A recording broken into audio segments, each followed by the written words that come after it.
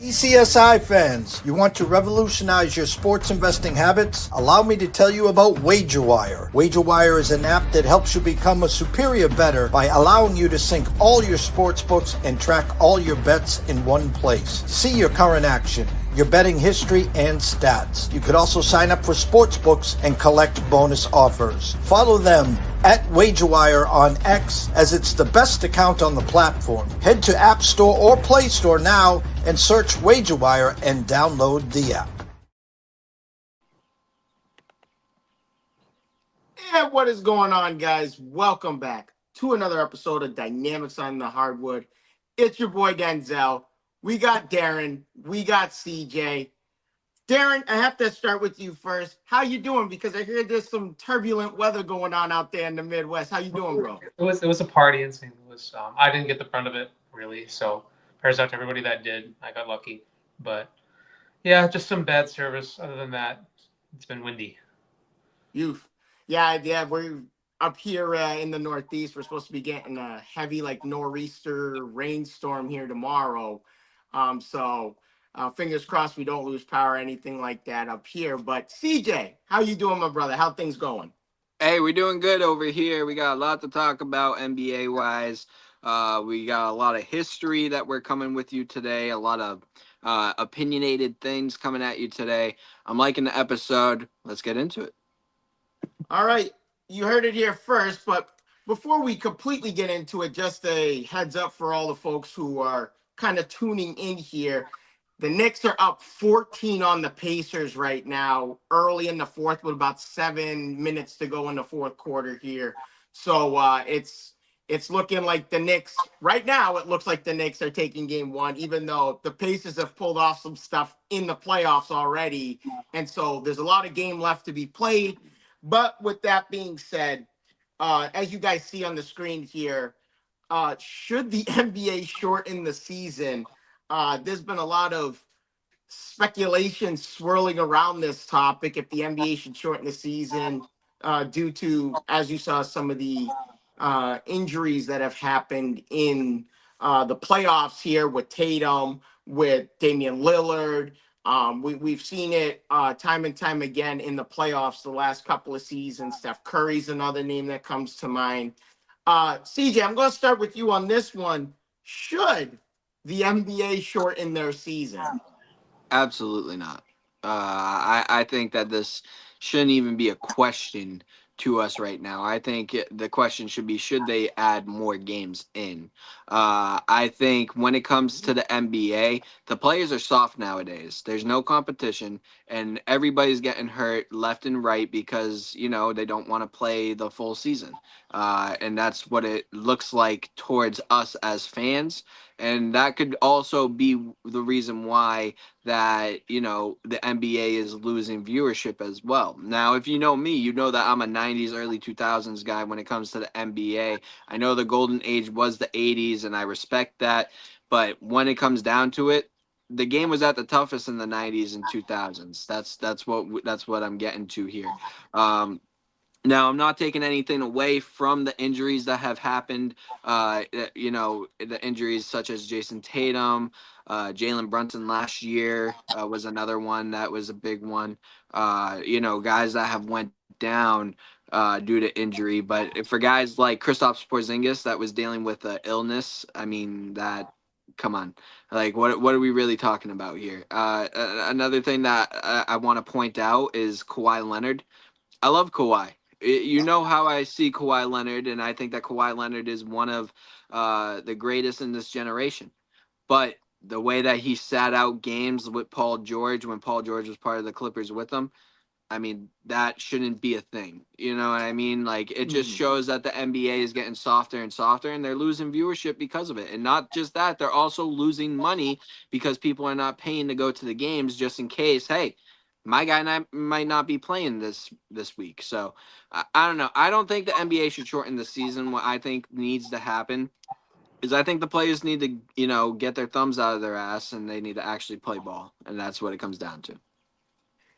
I don't disagree with you that in any way, shape, or form. Darren, what are your thoughts on the potential of them shortening the season here?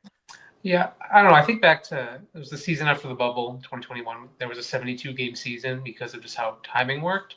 And I mean, even looking at that playoffs, I think that was equally one of the worst injury riddled. So I see like a scenario even where there were 10 less games, we're still dealing with injuries. And I see a lot of people talk about eliminating back to backs, which I mean, easier said than done.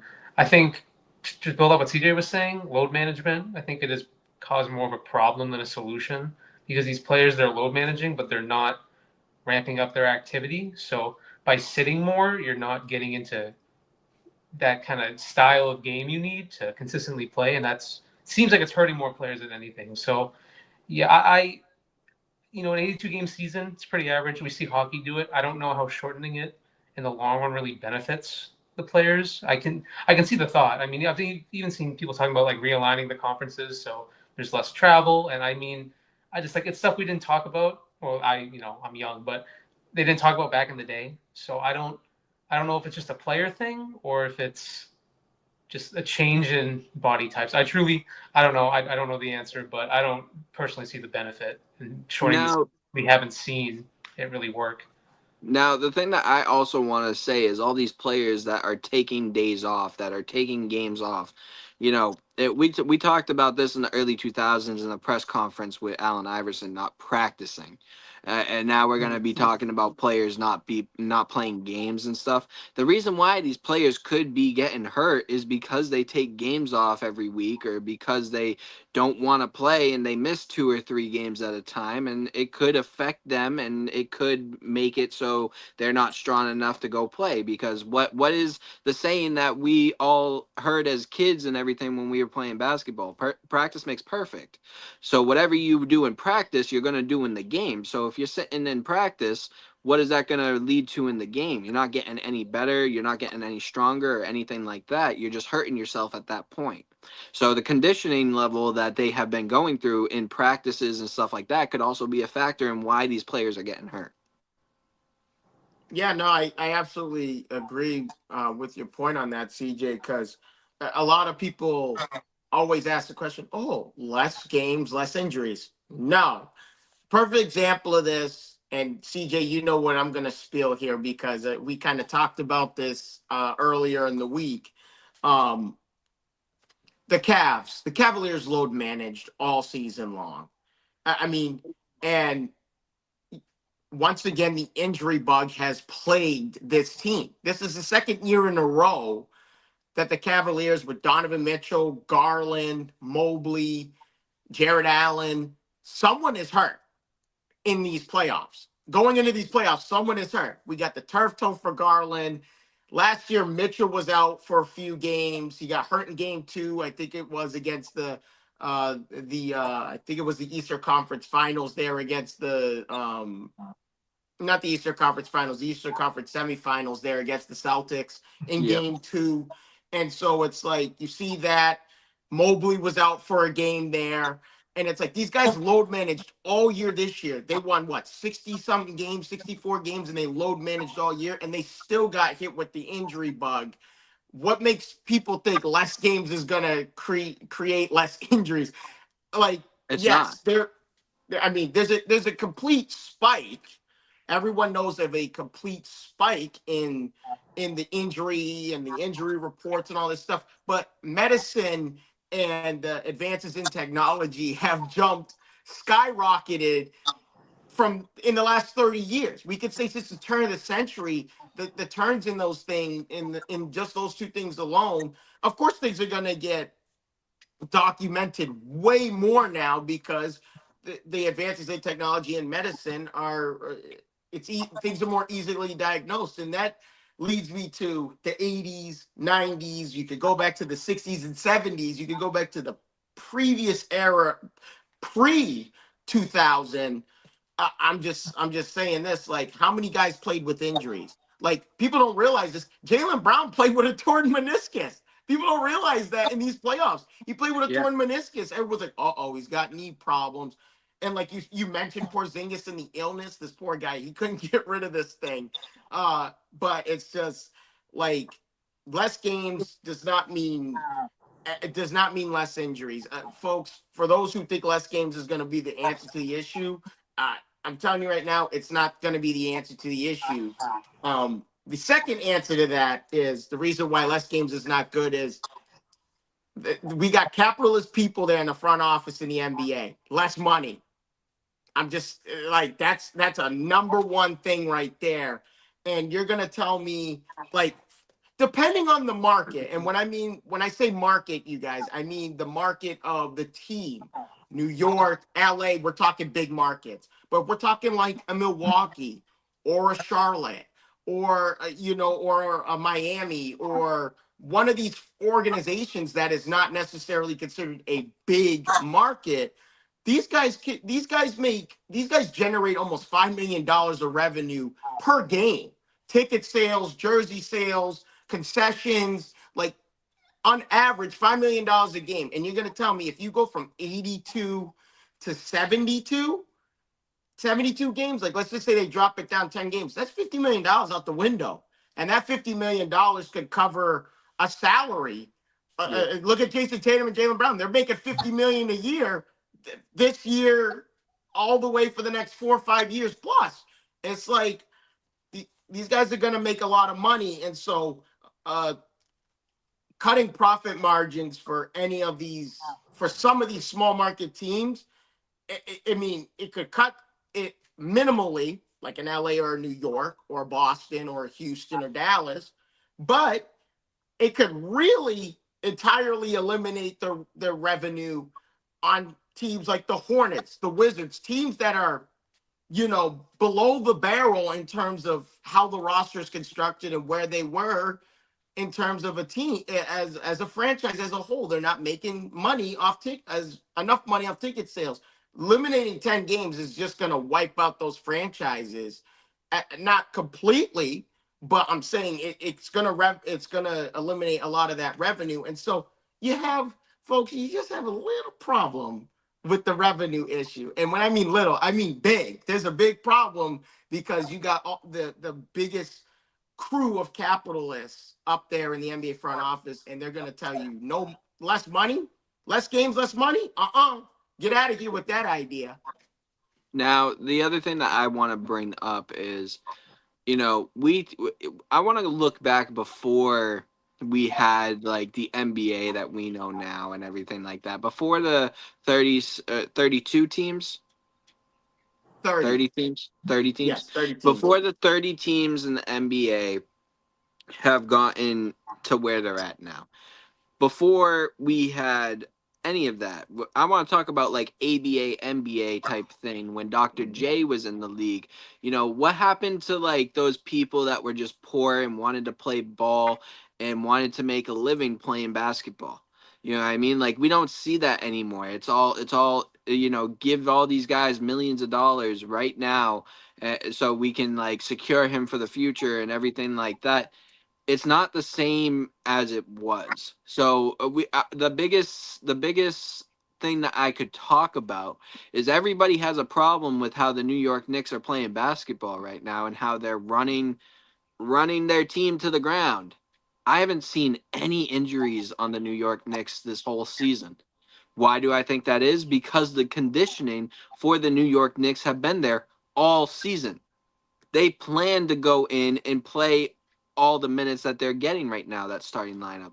And that's the reason why that we haven't seen any injuries from the New York Knicks.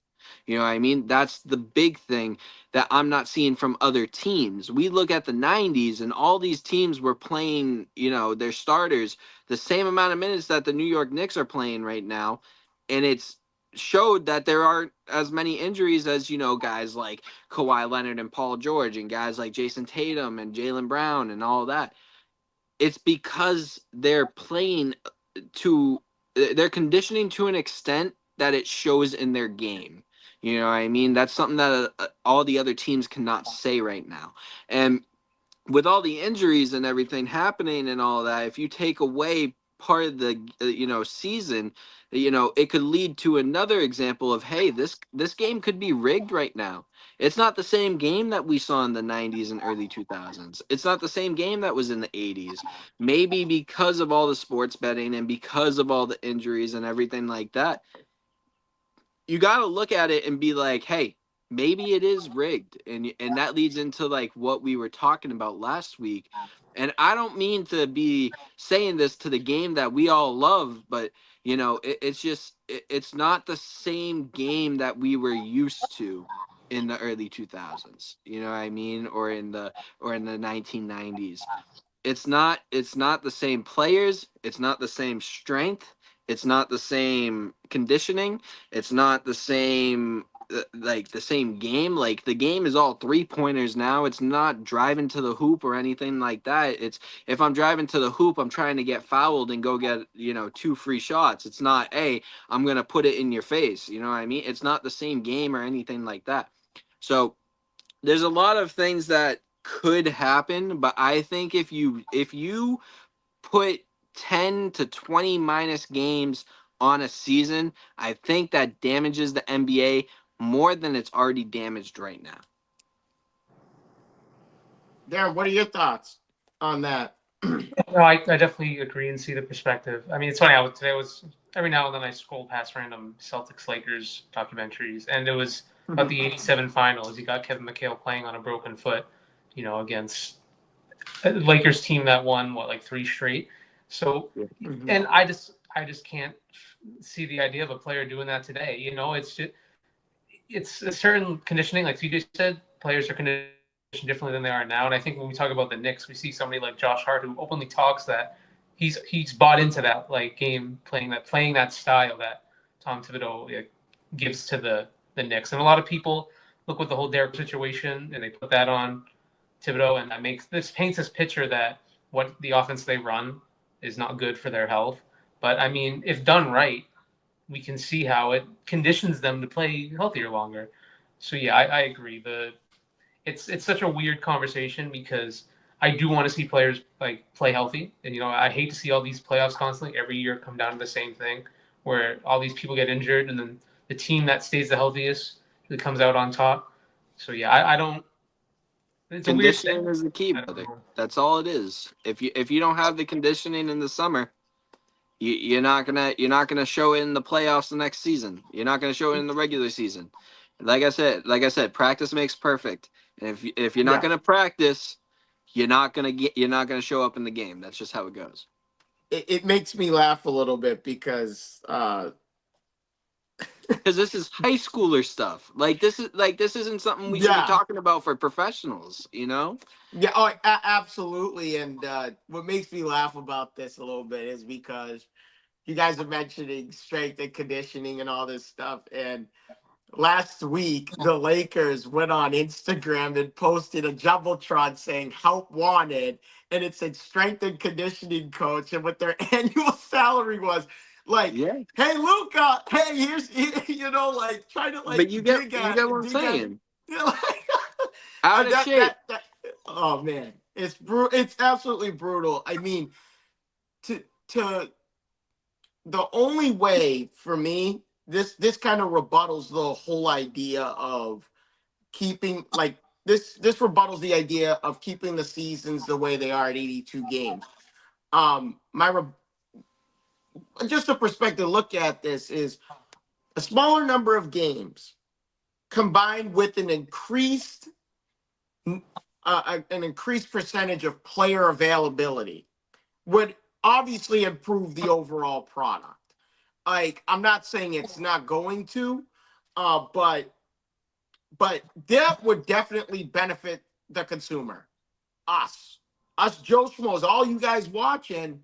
Like, how many of y'all want to go to a Celtics game? Or if you're not even going to go to a Celtics game, some of you guys are all over. A lot of you guys who are watching are from all over the country. And who wouldn't want to go see Victor Wembanyama and the Spurs play? And he's actually playing.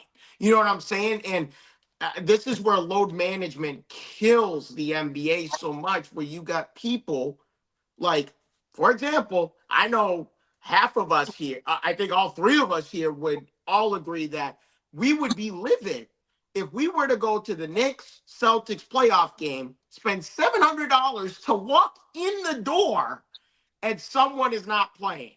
Yeah. You know what I'm saying? Now, granted, like, outside of the obvious, like, okay, Tatum's hurt, like the Achilles thing there, like, Like, this is where I had an admiration for Jaylen Brown, because he's playing with a torn meniscus, and like people don't realize it this whole time. And you could tell, the way he was run down the floor. He didn't have that same bounce and that same strength off that leg and off that knee. So it was like you could tell. And so I have an appreciation for guys who play through injuries. Like Darren said, the McHale injury through the broken foot.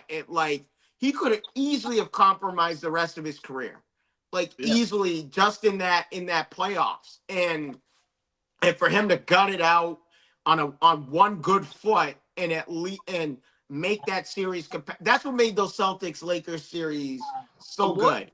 What was the year that Michael Jordan got hurt? It was like early in his career. 87. I think it was the second year. 87. Oh no, 85. Then 85. 85. 85 was so like his second year. 85. He got hurt, and he was still trying to play on it. And they said, no, you could damage your career. It's a 10% chance. He was like, well, that's great. That's a 90% chance for me to be successful in it. And he was like, and then they were like, yeah, but what if you don't be successful in this? And he's like, but what if I do? That's the type of players we need in the NBA right now. It's not the fact of, hey, yeah, you should be playing with an injury, but if your injury isn't to that extent, then why aren't you on the floor? You know what I mean? Like if it was me, because I was a 4-year varsity basketball player, Darren, you know this. If it was me and if I got hurt in a basketball game, I was on the floor in 2 minutes if I could be. I went into the trainer's room. I got back out. If I could play, I was in. It wasn't even a question. So I don't understand why. To me, it looks like it's because of the money that they're making. If they can make that money and sit out, why wouldn't they? But at the same time, when a team is relying on you and this game is built on championships and legacies and all that stuff in the game, why wouldn't you want to build that for yourself? That's the question that all these players are not asking themselves. And people want to come to me and say, hey, the 90s were filled with a bunch of bums and the conditioning level was so much worse than what it is today. And it's like, yeah, they look great. Like, they have all the muscles in the world today. They aren't using them. They're nowhere near using them. Michael Jordan would eat them alive. And so would anybody in the 90s. So it's one of those things where it's like, if you want to have the best game possible, you have to know what to baby and what to not baby. You know what I mean? Like, there's like certain things that like you just like are like, all right, you got a broken thumb, get back in the game. You know what I mean? Like, it's one of those things that a player needs to make for themselves. But it won't come down to that because the players are soft nowadays. I mean, we're paying players off of potential. Like, let's just, like, that's what you're seeing here. And to me, I think big contracts enable poor work ethic, because you didn't work as hard to go get the money. And so, now, how much money did Michael Jordan make in his career? In his career, just on the floor, not with the shoe deals and all that.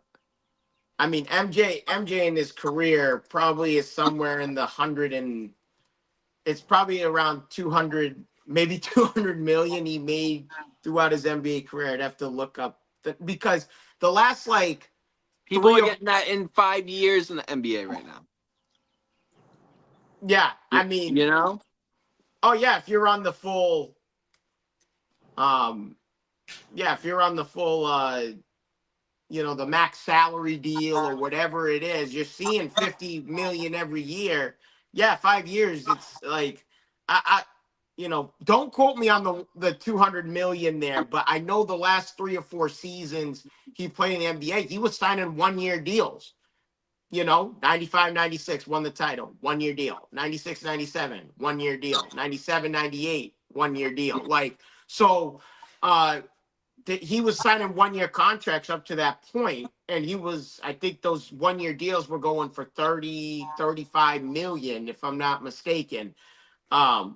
So he was at least making north of he was making considerably big money in the back end of his career, but he was still producing. He earned 94 million in his career.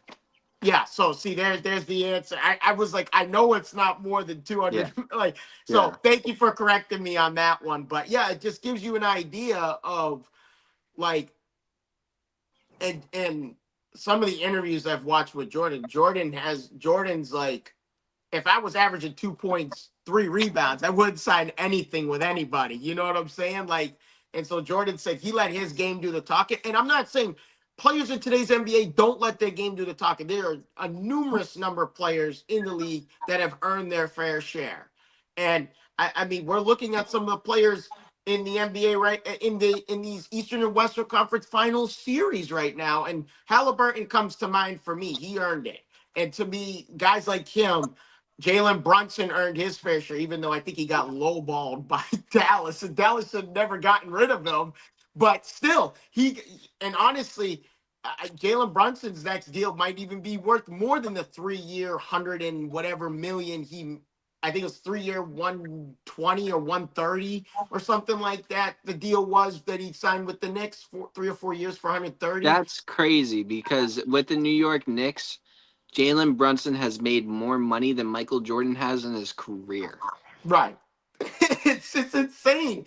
And Like, so when you earn that money without playing a lick of basketball and prove that you're, the next best thing, you're not going to work as hard for that money. And so I think for me, big contracts do sometimes create poor work ethic, and I can give you a couple of examples. John Collins, who was a 20 and 10 guy. This guy averaged 20 points, 10 rebounds for the Atlanta Hawks a few years ago, and first couple of seasons in Utah, 12 points, 7 rebounds after signing a 5-year, $125 million deal. 12.6 rebounds. 14 points, 8 rebounds. And this was a 20 and 10 guy. You're not even 30, dude. And you got your money. And it's like, to me, I put Joel Embiid in this conversation. I'm not saying he's not the best. I'm not saying he's not the best arguably the best big man in the league with what he could do when he's healthy. He's not. I'm not saying he isn't. I'm not. But what I'm saying is he's top 3 big man in this league. He's definitely top 3 big men in this league. And so the problem I have with Embiid, he got his money. Tell me how available he's been. This guy in the last how many seasons, he has missed over 480 games.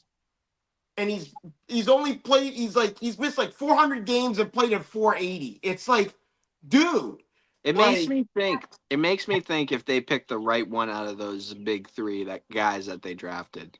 Because you got to remember, they drafted Nerlens Noel and Jahlil Okafor. I wonder if Jahlil Okafor and Nerlens Noel would be in a better position than Joel Embiid right now if the Philadelphia 76ers picked them instead of him. Yeah. I think Joel Embiid is sold his soul to the devil. He got the MVP. He got the big max contract. Listen, you're not even available. Like that's the problem I have with Joel Embiid. And so I think he's I don't like calling anyone this, but I think he's a sellout. I really do.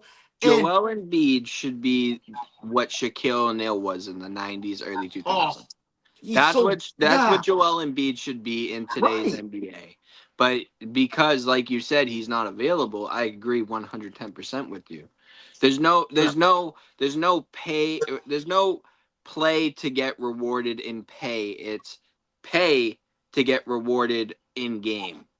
And that's not how it should be. It's totally backwards nowadays.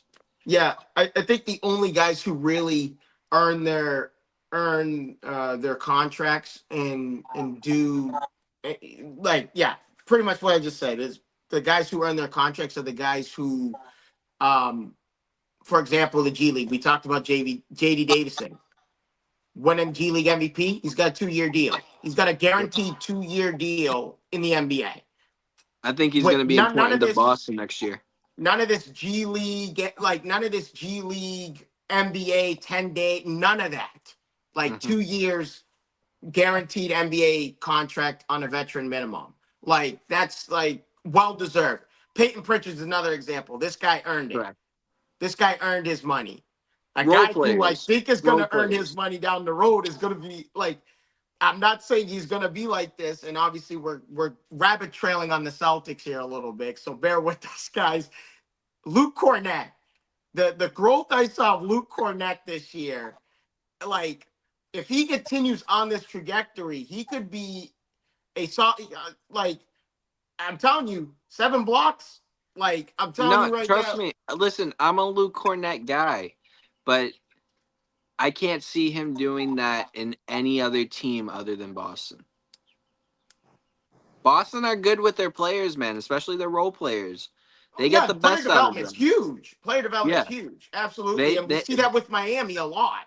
Yeah, those are the 2 teams right there that get. Sorry, I'll give you 3. The 3 teams that are best in developing players are the OKC Thunder, Mm-hmm. the Miami Heat, and the Boston Celtics. Those are the 3 best teams. And then maybe Indiana. I'll give you Indiana. They've done a pretty good job of developing players too. But other than those 4 teams, like I can't see like the LA Lakers being good. Or a great example is the Golden State Warriors. Look at Kuminga. He should be a star right now, and he's not because the development wasn't there. Yeah, 1, and I mean, yeah, 2, like he should have clearly gotten more minutes in that series against the Minnesota Timberwolves. They might have won if he did. I mean, they would have had more of a fighting chance if they played him more. Like, I get Curry being out. That's a massive loss for the Golden State Warriors. But Kuminga, I mean, what did Kuminga have in that first game he started? He scored 30 points on the Timberwolves, who was considered a top 5 defense in the league. He must have did something that Kerr did not like. That's the only reason why that I could see him not being played that much after that. But then again, Kerr did this to Tatum in the Team USA. Oh, I think some people are like, don't remind us of that. Like, and but yeah, no, I think all of this stuff correlates right down to the NBA shortening their season. It all fits in together with load management, big contracts, and poor work ethic. It just makes it worse. It does. It absolutely does. Just giving up a quick score update here. The Knicks. It's a 2-point game with 12 seconds left. Gotta love those Pacers. Dude, the Pacers, man, they do not give up at all. Right now, Aaron Nesmith's up at the free throw line right now. He's about to take the second free throw attempt, but we'll get back to going. We'll get back to that in a moment here. But any other thoughts, Darren, before we move on to the next topic? It's a quote that I feel like is lost among the NBA now. The best ability is availability, and I feel like we don't see that anymore. Because I do think a lot, like we talked about, just like players getting their money, and it does feel like, I don't know, maybe it's because we're just regular people that watch the NBA, but when we see these players getting paid all this money, and money that we could probably all dream of having, it just seems a little insulting. I don't want to, start that narrative, but it's like. But it is. Bro, I don't know what it's like to feel injuries like they have. Hopefully not.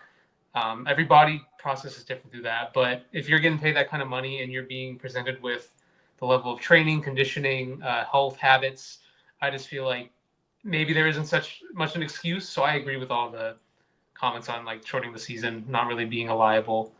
I just think there needs to be a better all-around effort to provide a better product. Yeah, absolutely. All right. With that being said, we're gonna go jump into our next topic. This is we could arguably say this could be our history topic of the week here. We're gonna be talking about redrafting the top 5 picks in the 03 draft. Knowing what we know now, where do the draft picks land now?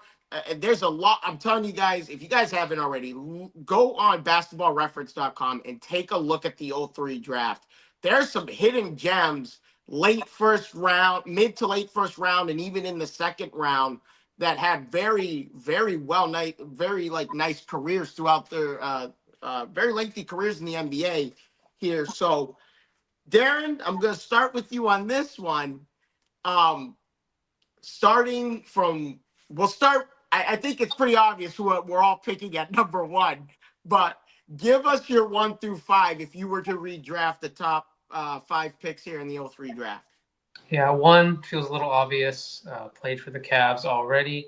Lost some finals with them. Definitely Kendrick Perkins. No. So LeBron, I feel like that's the obvious pick.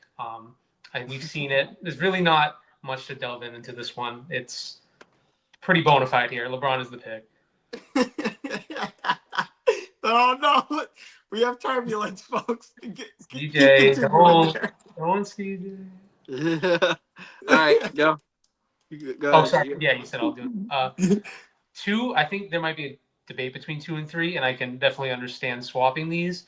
I have Melo at 2 purely because of fit at the time of that championship team. I think there can be an argument made about Wade, but just based off how he would have benefited that team and where they were at, I think logically he was the better pick, although we can say Wade had a better career. And that leads into 3. I think we're just picking best player available, Wade. I think he would have filled a role that the Nuggets needed at that time. They kind of lacked. I saw some people say when I was like doing research on this that they needed that like swagger he would bring, revitalize the franchise. 4, I think they stick with Chris Bosh for the Raptors. We saw what he did for them up until he joined the Heat. I can't say between left on the board that anybody would have done better. I think the Raptors were as good as they could have been with Bosh. 5 is where it got tricky, but I did David West. I think just looking at his career, 2-time All-Star, good at defense, good at screen setting, had a decent jumper. I think with what's left, I think that he definitely lose in this redraft, but I don't think it's the worst pick between who's available. I'm sorry, CJ. Before you go off, Haliburton hit a 3 and it's going into OT. Are you kidding me, dude? I love that. This Pacers team, dude. Are you kidding me, bro? Yeah. Like I don't know if you guys can hear in my background. My mom is screaming in the background over here behind the door. I'm like, oh my God, he must have hit something. Knicks hit 2 free throws. Halliburton hit a 3 at the buzzer to go into OT. Are you kidding me? Gotta love Haliburton, bro. Dude, one of the best stars, you, man. One of the most underrated stars in the NBA right now. One of the most overrated, personally. Oh my goodness. That's insane. But sorry for the interruption. CJ, go ahead. What are your top 5 picks in the 03 draft? If you were to redraft. All right, so are we going logically or are we going based off of what I'm saying? Because logically, I'll just give you both. Logically, give us both. Yeah, absolutely. Logically, I have LeBron at 1. I think that LeBron, is one of the greatest of all time. I think that he is number 3. I know a lot of people are going to hate me saying that, but you'll hate what I'll say a little bit later after this. So I definitely have LeBron at 1 on the logic side. My number 2, I have Dwayne Wade. I know that you were saying that he fit Melo fit the team more. I don't know if I see that. But I do see them being 1A and 1B. I don't think that one fits better than the other. I think no matter what person you pick here for Detroit, they become a dynasty either way. No matter what one of these 4 players that you put with them. So I have D Wade at 2. 3, I'm going Bosh. Reason being, logically side, is because Bosh fit the mold of what Denver was trying to do. They already had guards. They had Allen Iverson and they had J.R. Smith. They didn't need another guard like Carmelo because at the time Carmelo was playing the guard position and they moved J.R. to the bench as the 6th man. So I feel like Chris Bosh fits the mold a little bit better than Melo did for Denver overall. Number 4, this is where I have Melo logically. I think if Melo is in Miami Heat jersey, he is on the same level as LeBron James in this time. And I know talking about that and saying that sounds silly, but we need to remember who Carmelo Anthony was in the 2003 draft. He wasn't no scrub. He was coming off of a championship win in March Madness. He was doing his thing in college. He was the best college player in the nation coming into the draft, and the only reason why he's not the number one pick is because of who? LeBron James. So realistically, if you put Melo in Miami, I think that it is the best thing that Miami could have done in this draft. And then number 5, logically, I do have David West, like you said, to the LA Clippers. I'm not going to go with him on my other side, though, but I do see why you picked him on the logic side. So now we're getting into my side. If I'm doing this draft, this is what I'm doing. Number 1, I have Dwayne Wade. I have him over LeBron for the simple reason of, hey, LeBron won his first 2 titles because Dwayne Wade was right next to him. Dwayne Wade was ready out of the get-go. LeBron wasn't. So that's the reason why I have Dwayne Wade going number 1 in this draft, because of, what transpired in that situation. Number 2, this is where I have Bron. Not only is he going to a team where he doesn't have to be the main player, but he also has a team that he has Hall of Famers on that he can win championships with, which is, guess what? What he did in his career anyways. So, for that reason, I have LeBron to Detroit. Then I have the same way with Bosch and Melo, the same way that I had it in the logic side. I have Bosch going to Denver, Melo going to Miami. But my number 5 pick, I'm taking a left field kind of pick here. The only reason why I'm picking him here is because I personally thought that he was the 5th best player in the draft.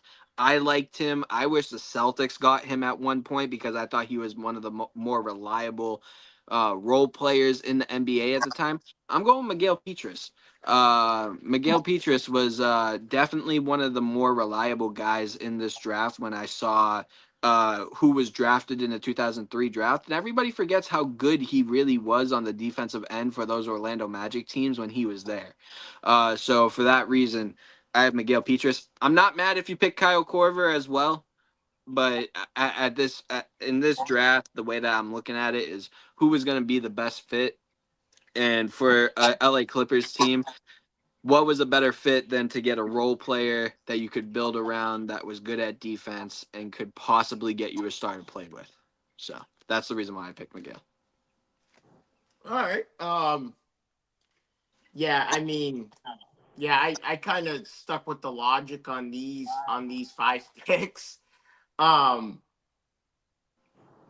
even went forward a year and I went backwards a year to see if there was any player from the '02 draft that could have stayed a year and then got drafted in '03, or if someone in '04 got drafted, came out of college a year early and got drafted a year early. And I couldn't find anyone that was like, okay, yeah, definitely. But no, yeah, clearly for me, LeBron was one. Yeah, I mean, as much hype as you can get into a high school 18-year-old as you can, like ridiculous hype, like over, like Yeah, I'm not saying that the hype wasn't yeah, there, but I'm no, just oh, it saying was when we're looking like at it, mhm, based off of what's already done, right. you know. Yeah, based off of what's already done, I mean, yeah, I had LeBron at 1.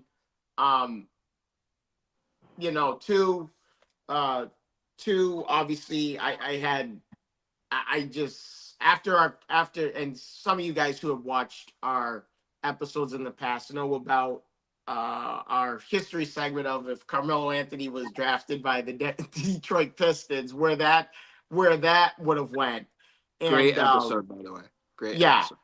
Dude, I'm telling you, give me Carmelo at 2. I just like I wanted to see that so bad now. Like since we talked about CJ in that episode, like I've been wanting to see that. Like I've been very curious like we said in that episode, like that's dynasty all the way. Like 5 straight years of conference finals or better. They're a quarter away from winning back-to-back rings. And they went in '04. They almost won it in '05. To think that, and if you added someone like a Carmelo Anthony instead of waiting for the developments of Tayshaun Prince, and you went after a guy who was as NBA ready as Carmelo Anthony, a freshman coming out of Syracuse, I'm telling you, like I said, like 4 out of 6, 5 out of 7. Like I'm telling you, the mid 2000s would have been littered with Detroit Piston championships. That's where I'm at with that one. Number 3, um, based off of the fit, I went Dwayne Wade. Um, you know, because like you said at the time, Carmelo Anthony was more of a guard than he was a small forward. And obviously he filled up that frame a little bit more when he got to the NBA and he became more of a small forward, power forward position.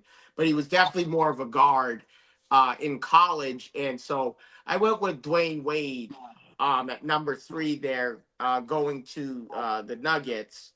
Number 4, I stuck with Chris Bosh on this one. I like Chris Did I Bosh. get that wrong then?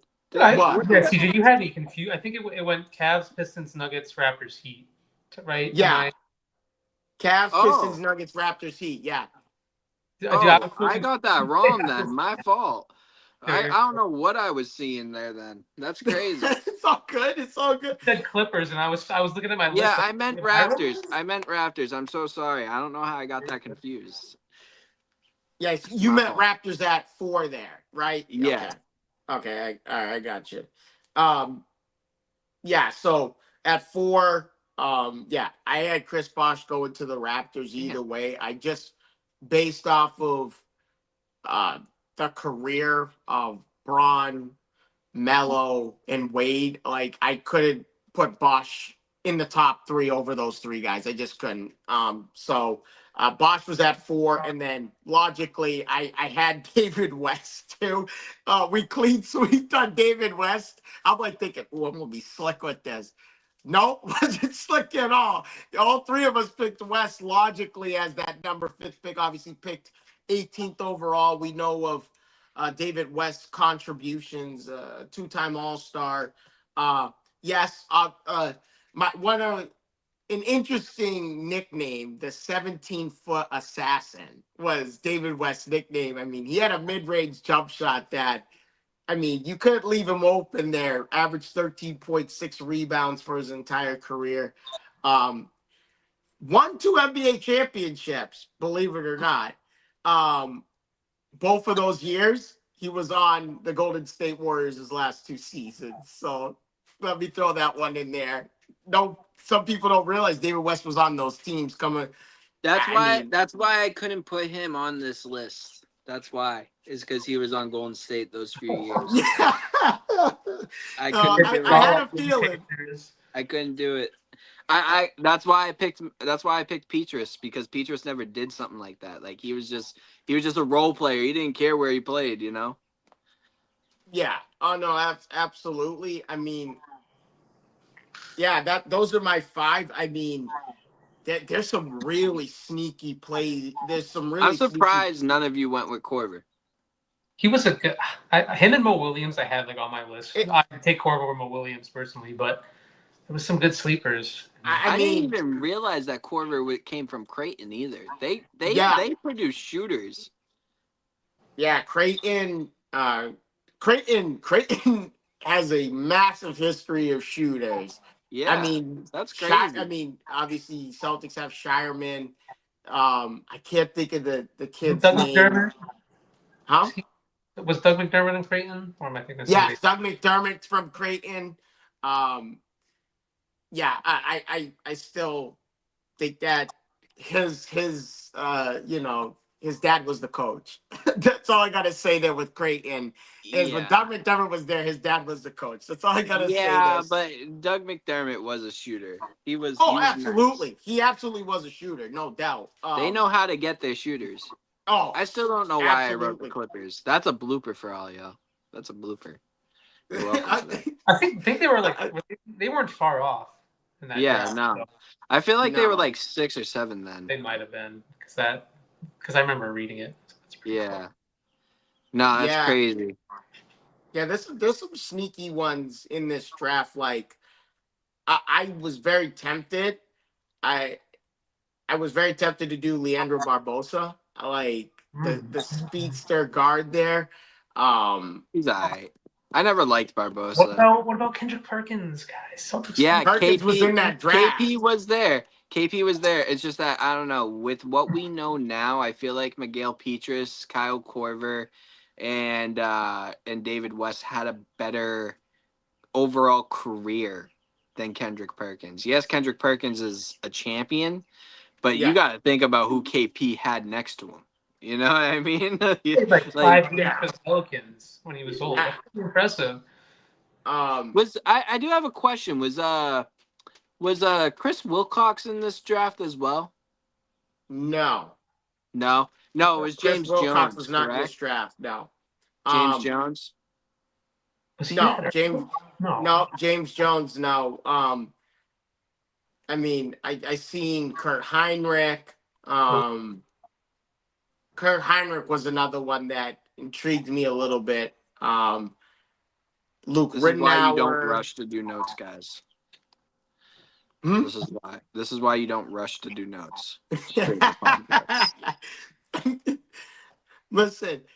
We had someone rush off to go get a charger a couple weeks ago. Hey, whoa! I don't know what you're talking about. I don't know what you're talking. I wasn't live or anything. Yeah, James Jones was in this draft.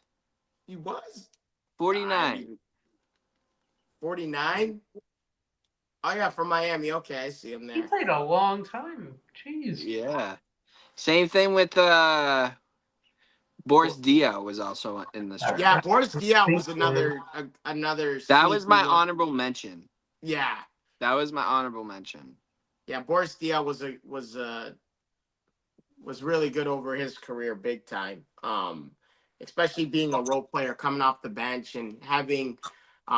We know him most importantly from those San Antonio Spurs teams for sure.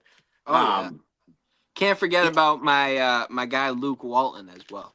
Oh yeah, second round there. Luke Walton in the second round. Yeah. Yeah, some really interesting. Willie Green is also in this draft as well. I don't know if you guys remember that name, but I do. A little bit. Willie Green. Here's your fun fact. Willie Green is the coach of the New Orleans Pelicans. Oh There's yeah. your fun fact. There's your fun fact for you. So, yeah, that's it. We won't mention who's 42. Pick number 42. We won't mention that name. You know, I don't wish crime or anything on a lot of people, but that 42nd pick, man. I wish the worst. We won't mention the name that will not be mentioned. You know, another guy in this draft that was really underrated, and I'm pretty sure he played for the Lakers for a few years. I mean, he wasn't the best, but he was definitely a good guy to pair next to a star, was Steve Blake. Yeah, I was just thinking that too. Steve Blake was good. Yeah, he was when was he on the Lakers? I think it was 2010, 2011. I think he was on the Lakers the year after. It was after the championship. I know that. Yeah. I remember, and from some stories from Kobe, it sounded like Steve Blake was a dog too. Like he was willing to fight anybody too. Like he was go like up the against Steve Kerr. He was like the Steve Kerr of that team. Yeah, like he was willing to go at it with anybody. I respect him for that. Yeah. Can we get a reconfirmation on who's the 42nd pick? I just need to make sure I know who we're talking about. 42nd? The 42nd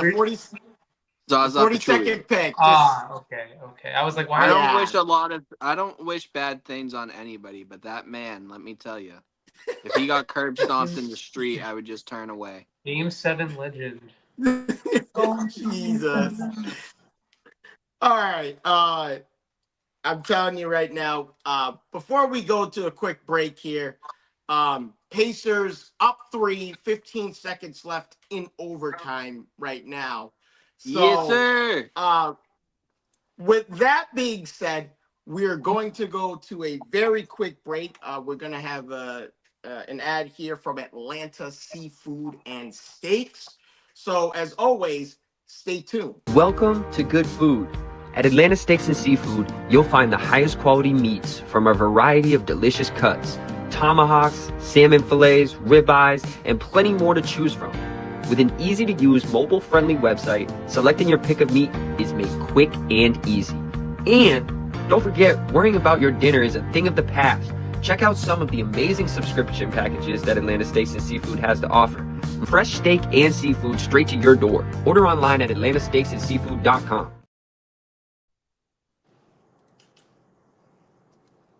And just like that, we're back. Obviously, the ad there from Atlanta Seafood and Steaks.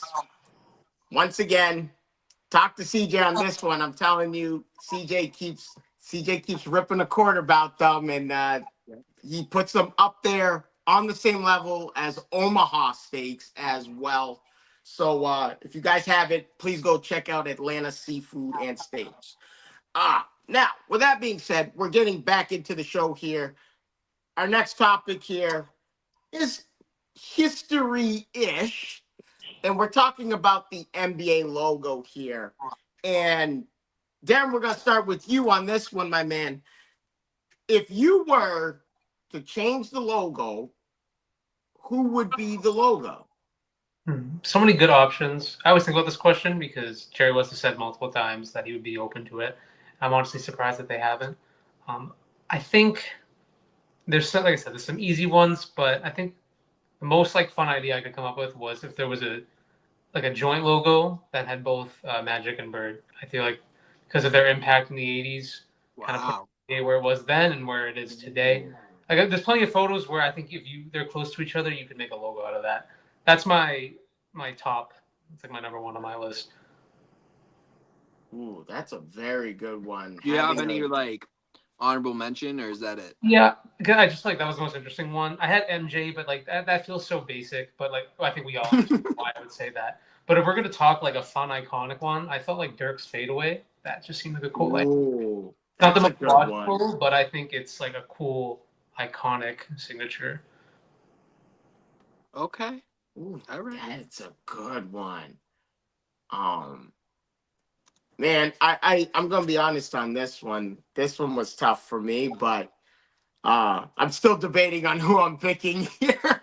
CJ, why don't you go while I'm trying to decipher between my picks here. Man, I have a few here.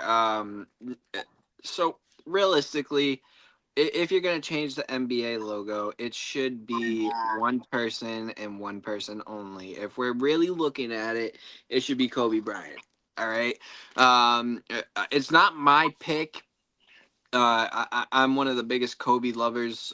He's my second favorite player of all time, and I think he is the second best player of all time. But if we're gonna look at a logo, you have to put him in here. I mean, the one that I get is him doing the fist when he won that game.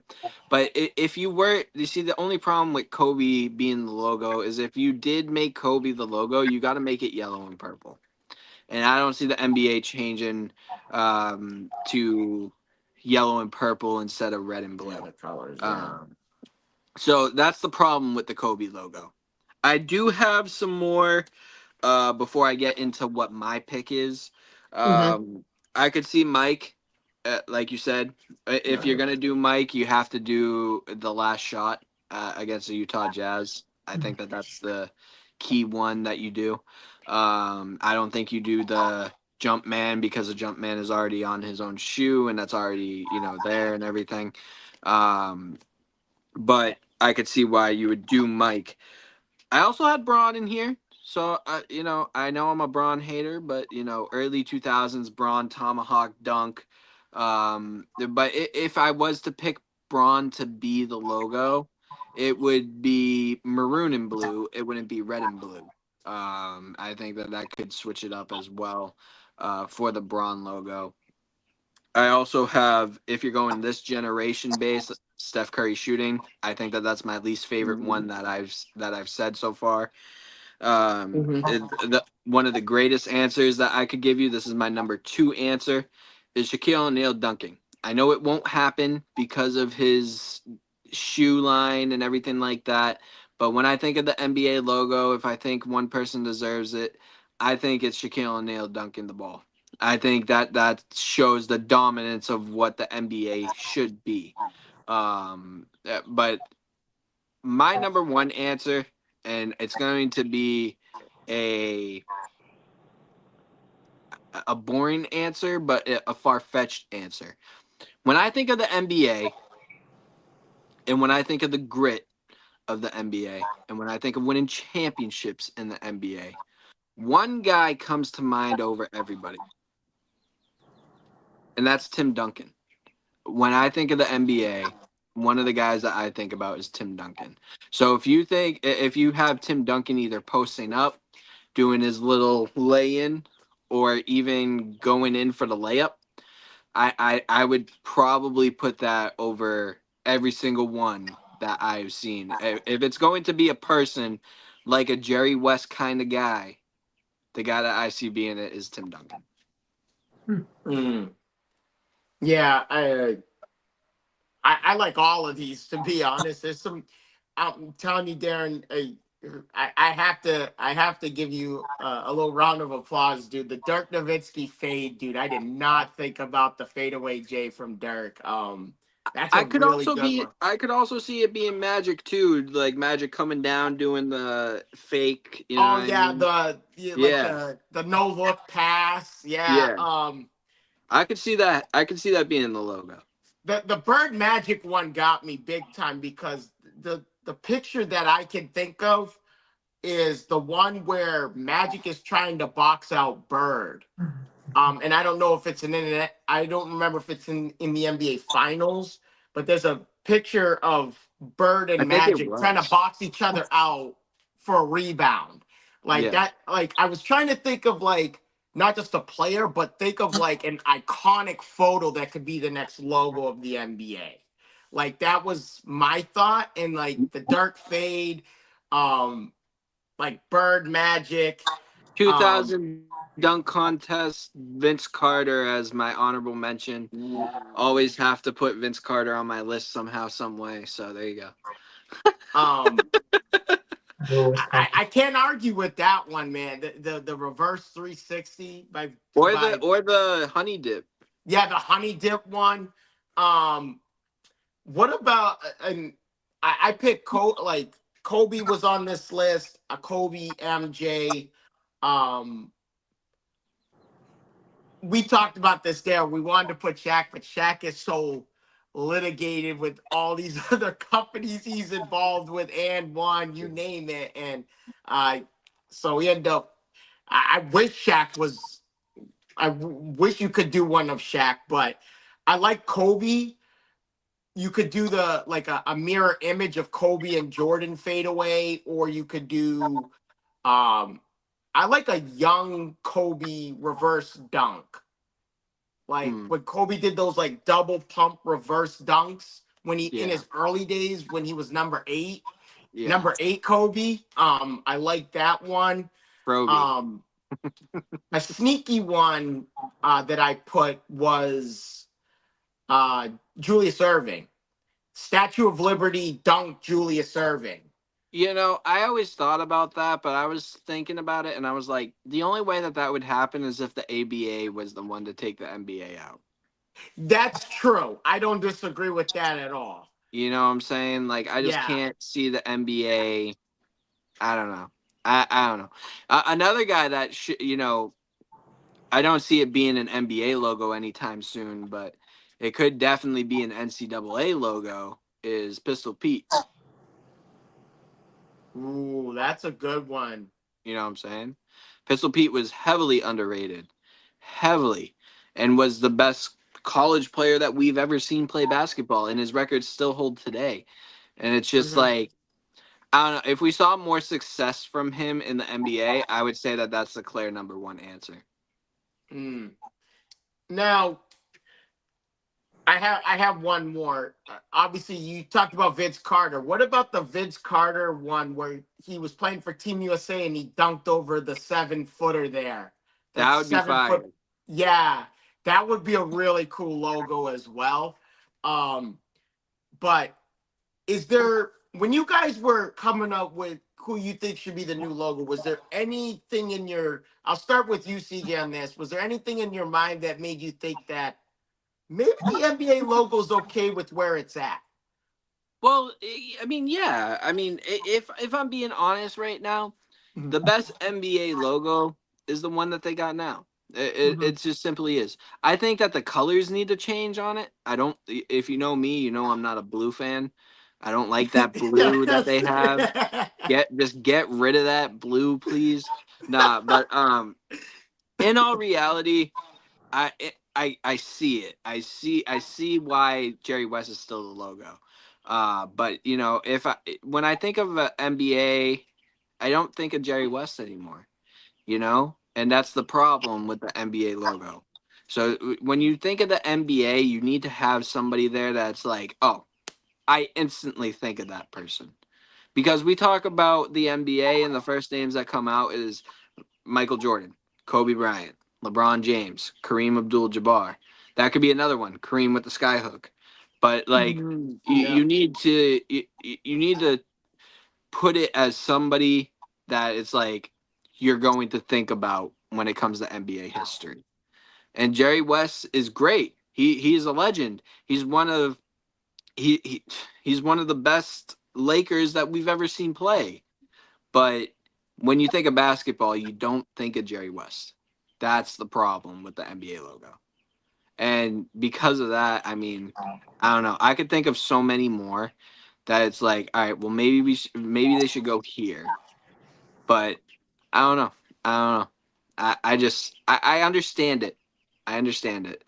But at the same time, I would change it.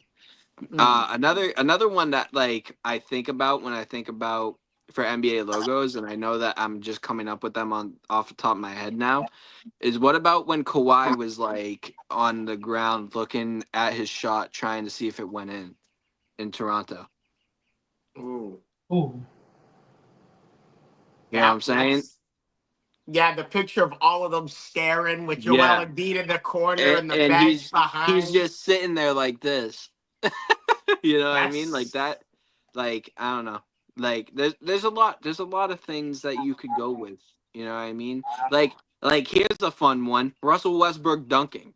You know, like Russell Westbrook when he dunks, like that looks crazy. Like I don't know. You just got to think of something. You know. I Yeah. think they need to change it. It's been 75 years. A little bit. Darren, what are your thoughts? Yeah, Do you think they should change it completely, or do you think that what they have is good enough? Yeah, I see CJ's point. It's like it's not bad. I just think I agree, like in the sense where Jerry West, like I think when they picked him as a logo, I think he does have a long-term impact on basketball from like work in the office, and you know that's a good precedent. But I mean, when he's saying that it's time for an update, I could see. I think it should be an open conversation. But at the same time, like I personally feel like with the NBA, they like to jump on opportunity per se. So I personally feel like if the logo wasn't changed, like I saw like when Kobe passed, I thought that was a clear cut chance for the NBA to be like, let's make Kobe the logo. Or even with Bill Russell. You know, I feel like if that doesn't even propel them to change it, then I don't know what will. I mean, they can do something crazy and make like David Stern the logo. Just be like, you know what? Pat Riley, you know, like let's get these iconic people. My thing is if because I agreed with you on the Bill Russell thing. I almost said Bill Russell here, but what stance of Bill Russell other than him holding the rings can you say, yeah, There's that that one reminds me of the photo NBA? of Red carrying him when I don't remember what finals it was. You know, like he's on like Red shoulders or like Red. I don't know. He's tall, so he's like arms around But Red. like we don't even Yeah, no. some people don't even put him in top 10 It'd anymore. be silly to go back to a player of Jerry West's time. So like that's why I didn't put him on the list because then you're just not really evolving. But I feel like that was like my point. Like more with Kobe, if that just seems like something an organization like the NBA would do, like jump on that and be like, you know what, let's celebrate him. Let's make them forever part of the NBA. So like that's my point. If they don't even jump on that, then I don't know if there'll ever be a logo change because if it ain't broke, don't fix. But I don't know. It'd be a cool idea to see something new. Yeah, no, I definitely agree with you. I think that there should be something new. Like you said, if Jerry West is saying, "Hey, we need to update this," then maybe we should update this. But at the same time, like I said, it needs to be something that is, when you think of the NBA and NBA history, you think of this moment, which is why I like your Bird and Magic one. I like your Bird and Magic one a lot. Yeah. I can't disagree with all the insights here. Like, yeah, like you said, Darren, if it ain't broke, don't fix it. And it's like Just change that I color do. blue. It's so ugly. Yeah, that color blue you and blue, man. I is swear, awful. bro. Is You awful. and blue, I swear. I don't care if it's a navy blue. I don't care if it's a light blue like we got on the screen here today. Just no royal blue. Like, get that out of here, please. It doesn't look good. It looks it's fake royalty. That's what it looks We're like. giving NBA we have the red up here, the blue down here. We're just telling you something, guys. Like if you need a new color, Put purple on there. That's a real royal color. Yeah. Yeah, no, I understand the whole red, white, and blue thing. The National Basketball Association, we're in the U.S., so they're trying to. I get the idea behind it. Everybody does it. The NFL got the red and blue. The MLB got the red and blue. The NBA got the red and blue. And there's the NHL is the only one. Yeah, NHL is the only one that was like, nah. Yeah, Dude, I think. Yeah, I think NHL is like black and white or whatever, and it looks like So there's a couple of. Just please learn from the NHL guys. Just put a different color other than blue on your logo, please. Way of life. And I can't even say anything because the Live Zone logo is blue, so I don't know. Yeah.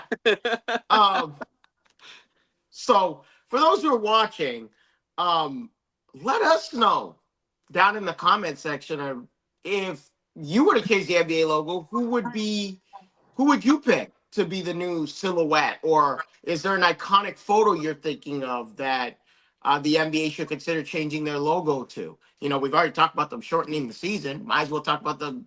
CJ, what is it? I see this coming. No, I just thought about this for the Tim Duncan one when he's holding the ball. Oh, yeah, Yeah, that's a great one for Tim Duncan. But anyways, continue. Sorry. No, that's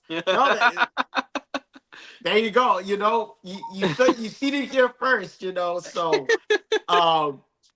yeah. But like I said, if you guys let us know in the comment section of what you guys think on if they should change the logo, who should it go to? Who should be that new logo?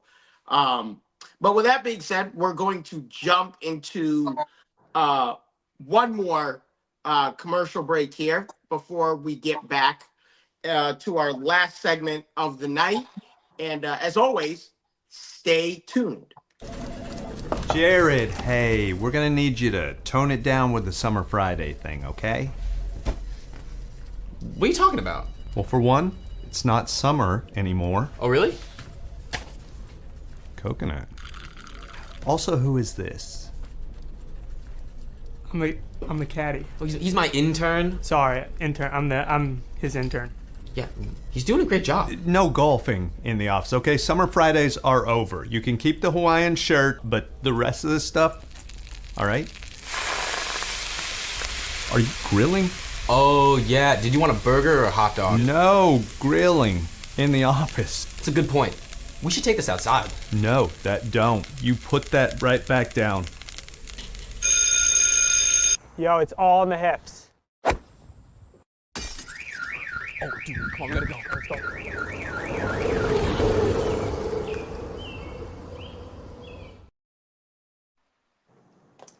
And that was Viva Tequila Seltzers. Once again, another ad produced and more importantly, boasted by our boy here, CJ, who lemon and watermelon. are his two favorite flavors. So if you guys haven't tried it, go check out Viva Tequila Seltzers. I'm not gonna lie though. I'm not gonna lie. The elderflower one is kind of growing on me. Ooh, elderflower. Is this like a new summer flavor? What is this? Nah, this is a flavor that they have originally. This was one of the flavors that came out. Wasn't too much of a fan of it at first, but then it started growing on me as I drank it more. So definitely recommend. Okay. Well, once again, you've heard it here first. Those are the All three. right. Those are the three I'll recommend to you. All right. All right. And our last and final segment of the night here. It's just so fitting. I have great news, fellas. The Pacers won in overtime by 3, 138-135. I'll give some preliminaries on the game here. Haliburton goes for 31 and 11. Aaron Nesmith had 30 tonight. 8 of 9 from the 3. I told you he's a killer, bro. 8 of 9 from the 3. We have Can the Celtics get him back, please? No, don't trade that. Speaking of player development, I'll trade my Drew goodness. Holiday for him right now. You know what? Get Kristaps out of here. We'll get Aaron Nesmith. I got you. I'm telling you, I still can't believe they pulled this off, because when we last talked, when we first were keep giving updates on the game, they were down by like 14, and I think it grew to 16 points with about six and a half minutes to play. And we're here. I wish we would do a live stream with everyone. Hey, we can. A live stream with everyone as games are happening live, like a reaction live stream. But I kudos to the Pacers, man. They find a way to do it again, coming from behind with less than half a quarter remaining. We've seen them do it twice. Once against the Bucks, once against the Cavaliers, where they were down by 7 points or more with less than a minute left. By the way, here's your stat of the day. Teams that were down by 7 or more with under a minute to play are one win in over 1,300 losses. That has grown to 3 wins in over 1,300 losses. And those 2 wins are the Pacers in the first 2 rounds. Incredible stuff that the Pacers are doing right now. And we talked about that iconic moment last year with the Celtics against the Pacers, with Jaylen Brown hitting that massive clutch 3 in the corner to tie the game up, send it to overtime. Celtics take game 1 last year. Is this that turning point for the Pacers to steal a game like this in New York? Is this could be obviously the moment of the Pacers franchise. Darren touched on this beautifully when we were talking about the Eastern and Western Conference Finals here. Every single team, the last 4 teams available, the most recent title for these last 4 teams is 1979. And one of those teams was the Supersonics. That's insane. Two franchises haven't won it, and one team, by the way, the 1979 one is Thunder, formerly known as the Supersonics, and then the Pacers haven't won anything in the NBA. They've never won a title in the NBA. The last time they won something was when it was in the ABA, which is pre-1976. And so, parity in the NBA, maybe a coincidence.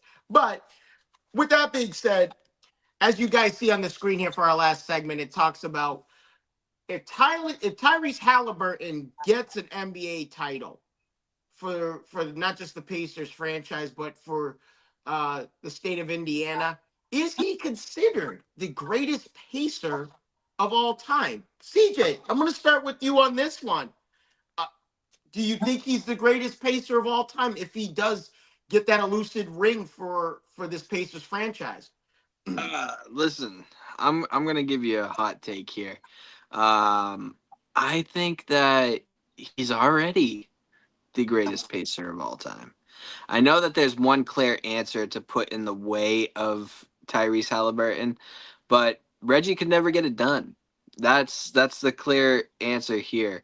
We're seeing Tyrese Haliburton right now, and he's at the top of his game. And the reason why I say yes is because Tyrese Haliburton is one of the most underrated stars in the NBA right now.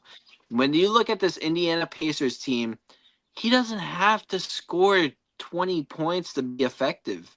He can score 10 he could score 8 points and give you 20 assists, and he could be just as effective as any star in the league. Tyrese Halliburton is the most unselfish star that we have seen since Magic Johnson. And that's something to look at. Last year, I said this, and a lot of people didn't like it. I said that Tyrese Halliburton is on the verge to be a guy that's almost at the point of Magic, where he creates a Showtime in Indiana, the same way that Magic created the Showtime in LA. He has that effect. He can move the ball. It's fun basketball to watch the Indiana Pacers. They run, they go. It's fun to watch Indiana play basketball. And they're good at defense too. They got the grit. I mean, I look at Tyrese Halliburton as one of the best, if not the best Pacer right now. But if he wins a ring, I think that certifies it right there that he is the greatest Pacer of all time. What are your thoughts, Darren? Yeah, I can see the thought because I like Reggie Miller. I mean, if you're looking at the Pacers, he seems like the bona fide kind of number one. Although I was having fun with this. I was comparing the state of their careers. Like all around, I think Reggie Miller, his 10-year stretch of like 1990 to 2000 was his most efficient. Between that, he was a 5-time All-Star, made the third team 3 times, and was a gold medalist. Tyrese right now, 2-time All-Star, 1-time third NBA, led the league in assists, and also has a gold medal. So there's already some close comparisons there. Obviously, Reggie has. We're talking more compared to less. So I definitely think if Tyrese spends the rest of his career with Indiana, there's no way he doesn't match that. The only thing I will say about Reggie is he leads the Pacers in points, assists, steals, and 3-point. Definitely confident Tyrese can get assists. So I mean, if he adds that, then Yeah. I think we're just going to talk all time. And I think, I mean, if you had a champion, like it's Indiana we're talking about, and I mean they are a basketball like city. They love their basketball, college, NBA. So if you win one there, it definitely means more than if you were to say somewhere like Tatum winning one in Boston. Like that's great for us, but like you kind of expect it. But in Indiana, like you want to see somebody get that. So I think Yeah. the ring would have more impact, and I think it opens that conversation where I could definitely see people already slotting him higher than that. But I'm confident that if Tyrese keeps at his current pace, there's no way he can't pass Reggie. I mean, because I love Reggie, great career, great pacer, but it's kind of weird to look at his stats. Like I know he was in a tough era of the '90s, so I'm not surprised that he wasn't able to get like more All NBA teams out of like the second and first, more All Stars, because there was just there was and also a really good shooting guard at that in that era. So yeah, I think it's possible. And a ring would definitely accelerate that conversation to a whole new level. Now, the thing that I wanted to bring to you with this is because I had a feeling that you were going to put Reggie in that conversation where he is like leading in all these categories and stuff like that. Tyrese Halliburton is not that guy. He's not, he's like I said, he's unselfish. He doesn't need to score the ball to be efficient. Now, we look at the game and we look at the biggest scorers of all time and they be like, hey, those are the greatest players of all time. But if Tyrese Halliburton clips everything but the points, do we still think that Reggie Miller is the greatest of I all think time? I could have reiterated. I think because I mentioned those 4 things that Reggie leads in. I think Tyrese jumping him in assists has slightly more of an impact because I don't expect Tyrese to break scoring. I expect him to pass way more. So Yeah. I was just kind of listing things that I can think of Reggie's most of his accolades, see what kind of sets him apart. And I think I mean we're talking 4 categories. He doesn't need to match all that to be the greatest pacer. Like I said, if he's no doubt, I think if he plays for the Pacers, he will break that assist record. So I think just doing that, I mean, he's already led the league in assists once. You know, Reggie, he didn't do that in a season. So we're just kind of comparing things. I do think it would. It sounds silly to say it would mean more because he's just so dominant at it that I think it makes it make more sense.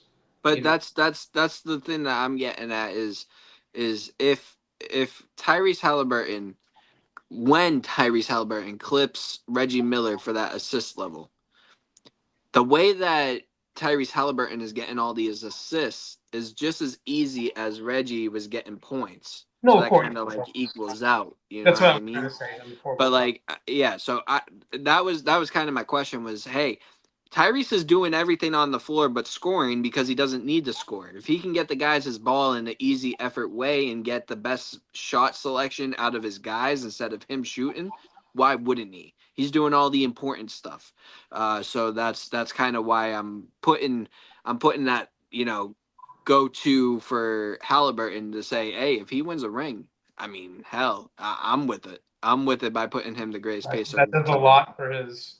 I can Yeah. definitely see it. I mean, knowing fans nowadays, a ring is usually all it takes. And Reggie would probably himself say, like, yeah, that's the guy. Now, do you think that Paul George should be in this conversation as well, or no? It's funny. I considered comparing stats because, on his stretch in Indiana, he had a very similar like outlook.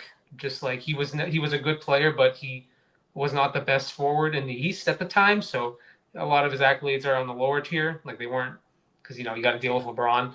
I wanted to. I was looking at lists, just kind of studying. A lot of people go back to the ABA days as well. Like Mel Daniels, I'd probably put over Paul George just because of the dominance in the ABA. They won 3 championships out of that time. So, but yeah, no, like Paul George, I think they're all kind of in a similar. If Paul George had at least even made an NBA Finals, I think that's more of a conversation. But I just see so much similarities where I can't like propel him, but I can bring him up, no doubt. Now, did Reggie Miller go to the Eastern Conference Finals as well? That was my other question. They went to the finals in 2000 and they lost to 2000, yeah, they lost to Shaq and Kobe. And then they made a couple of finals. So he lost one. That's the only time, and he had how long of a career? Played 18 seasons. Yes. 18 seasons with one final appearance. All right, now that's my next question is, hey, if Tyrese Haliburton just makes it to the finals, is he in that conversation as well? Yeah, I think the standard's low. Unfortunately, no disrespect to their franchise. And I agree, like if we're comparing 0-1 to 0-1, then that already brings up a conversation, especially considering, I mean, Reggie's era was definitely harder. 2000s, it wasn't, MJ was, I don't think he was back yet. I think he was running the Wizards. So the competition wasn't that, the Knicks kind of at that point, I think that was the best year they could win the East. That makes the most sense because a lot of the competition that they faced had gotten old and aged out. And I mean, they had a really good team in 04. And unfortunately, Malice at the Palace, a lot of suspensions. So that's a robbed opportunity to make it to another finals. But I mean, you can say that in the 90s too, where they definitely could have made it in 98. But, the Bulls were the Bulls. And I mean, even like 95, where they, battle with the Knicks to who would play the Rockets. So like, there was plenty of chances. And I think that's what makes it hard because Reggie he was clutch, and there's no doubt about it. But there was a lot of missed chances to make the finals. And again, he's humble. He's a humble guy. He'll say that too. Like, there was a lot of opportunities to win one, expand that record, and it just didn't happen. Yeah, and he's humble saying that, his sister was a better ball player than him. She was. Yeah, she was great. Yeah. 100 points in high school? Yeah, I retired. I was guarding her. Yeah.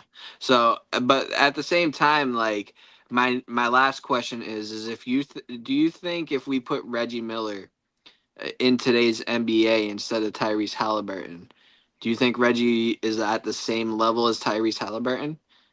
Because in my position and the way that I was looking at it, I think if you put Reggie Miller in today's NBA, he's Ray Allen. Yeah, I think, I mean, let's even talk like putting him on this team. I think right now where the team is pretty well, like average with shooters, like they have a good surrounding cast of people who can shoot the ball. I don't think he would be as beneficial to this team.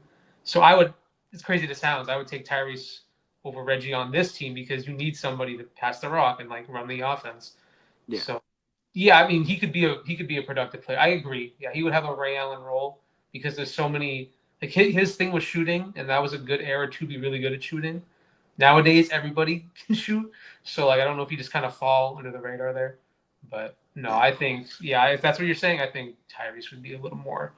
Yeah, that was my point exactly, and that's exactly why I put Tyrese Haliburton in that conversation as like right now, even before he wins the finals or before he gets to the finals or anything. Because I think if you put Tyrese Haliburton in the '90s, I think he's more productive than what he is today. Yeah, I agree with the Magic comparison. Like he has that ability Yeah. to. He doesn't like. There was a point in Magic's career where that's when he started winning like his MVPs in like '87, where they were like, you need to switch your like Kareem's not the guy anymore. You need to take over. So like early in Magic's career, he was just the facilitator, and like he was primarily getting those good passes that led to efficient offense. And Tyrese, I mean, I think he's at that stage in his career too, because we know he can score, but he doesn't need to. Like he will, but there are a lot of games where even if he's not scoring efficiently, like he scored 30 tonight, he can score 10 points and have 22 assists, and they're okay. You know, and that's a very good trait to have. That's what I'm saying. That's why I put Tyrese as the best pacer right now before he gets to that point. You know. Yeah. Yeah, I agree on a lot of key things here. We're talking two different styles of play. We got someone who is one of the greatest shooters of all time, and his role in the NBA was to score. Like Reggie Miller was a shooter. This is a guy who scored double figures in every season of his 18-year career. This is a guy who shot a career 89% from the free throw line, had multiple seasons where he shot over 90% from the line. Obviously, we know him for his three-point shooting, over 2,500 career threes before Ray, Steph, and James Harden have broken the record. So obviously, Reggie Miller in a way transcended the game in terms of shooting the three ball. And if you don't have Reggie Miller being that standard as a shooter, as a spot up shooter, or a guy coming around the screen as a shooter, running off screens as a shooter, you don't have Ray Allen. A lot of people don't realize this. Before Ray Allen became the 3-point champ, the 3-point shooting champ, the all-time 3-point shooter, for that brief moment in time, Ray Allen was putting bodies in the hoop. Like this guy was dunking on everybody. He was a slasher. Milwaukee. Yeah, in Milwaukee, his early days in Milwaukee, this guy was a slasher. And I think as his career progressed and as he developed a jump shot and perfected that consistent jump shot. And now we're seeing that with Steph Curry. Steph Curry is God disguised as a shooter. Like, I swear, greatest shooter of all time. But I think Reggie Miller laid the groundworks, and that's where that stepping stone comes into play. Whereas Haliburton, like you guys said, could only have 10, 15 points. And we kind of seen this in the Cleveland series. He didn't have the greatest of games, but he's impacting in other ways. He's rebounding. He's giving you, like tonight's a perfect example. Like he ended up scoring, and we saw that in the clinching game against the Cavaliers, where he went for 31 points, 9 assists. And we see that tonight here against the Knicks. 30 plus points, 11 assists here. He also had 6 rebounds as well. So it's like Haliburton finds other ways to be impactful. Exactly. And he gets others involved, and we're seeing, and he's got an abundance of riches around him. Like Neesmith, 30 points tonight, 8 of 9 from the 3.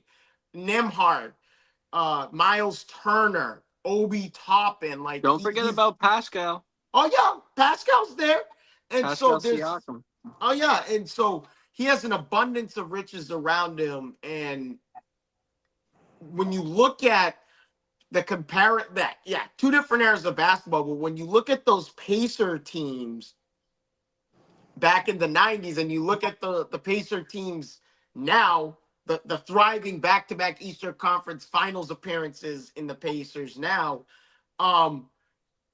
you know, two different styles of play. We're talking 95 points won you a game 30 years ago. Today, you can score 130 and still lose the ball game. It's like look at tonight. Knicks scored 135 and they still found a way to lose this ball game. They should have won this game and they gave it up. But besides the point, yeah, we have two different styles of play here. Yeah, if Haliburton gets the ring, I'm on the same boat with you two.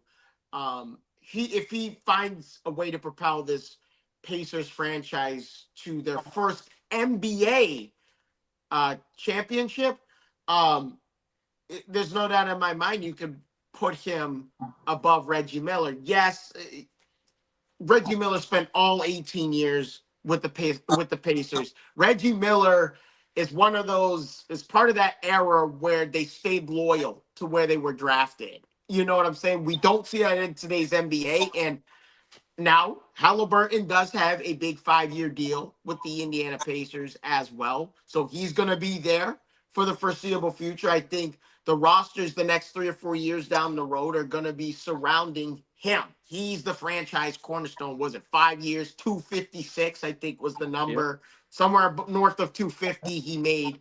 Well-deserved, by the way. A guy that actually deserved his pay. But it's going to be, there's always going to be like, oh, he didn't spend as many years. You guys did put Paul George in there. Paul George spent his first 7 years with the Pacers, and he did make it to back-to-back conference finals as well. But we know who he ran into in the Eastern Conference Finals both of those years, and they end up losing to Wade, Bosch, and Braun. So in back-to-back Eastern Conference Finals, I think one was in 6 games and one was in 7 games, if I remember correctly. So I can't put Paul George on the same level as Reggie. I have other players before I even have Paul George.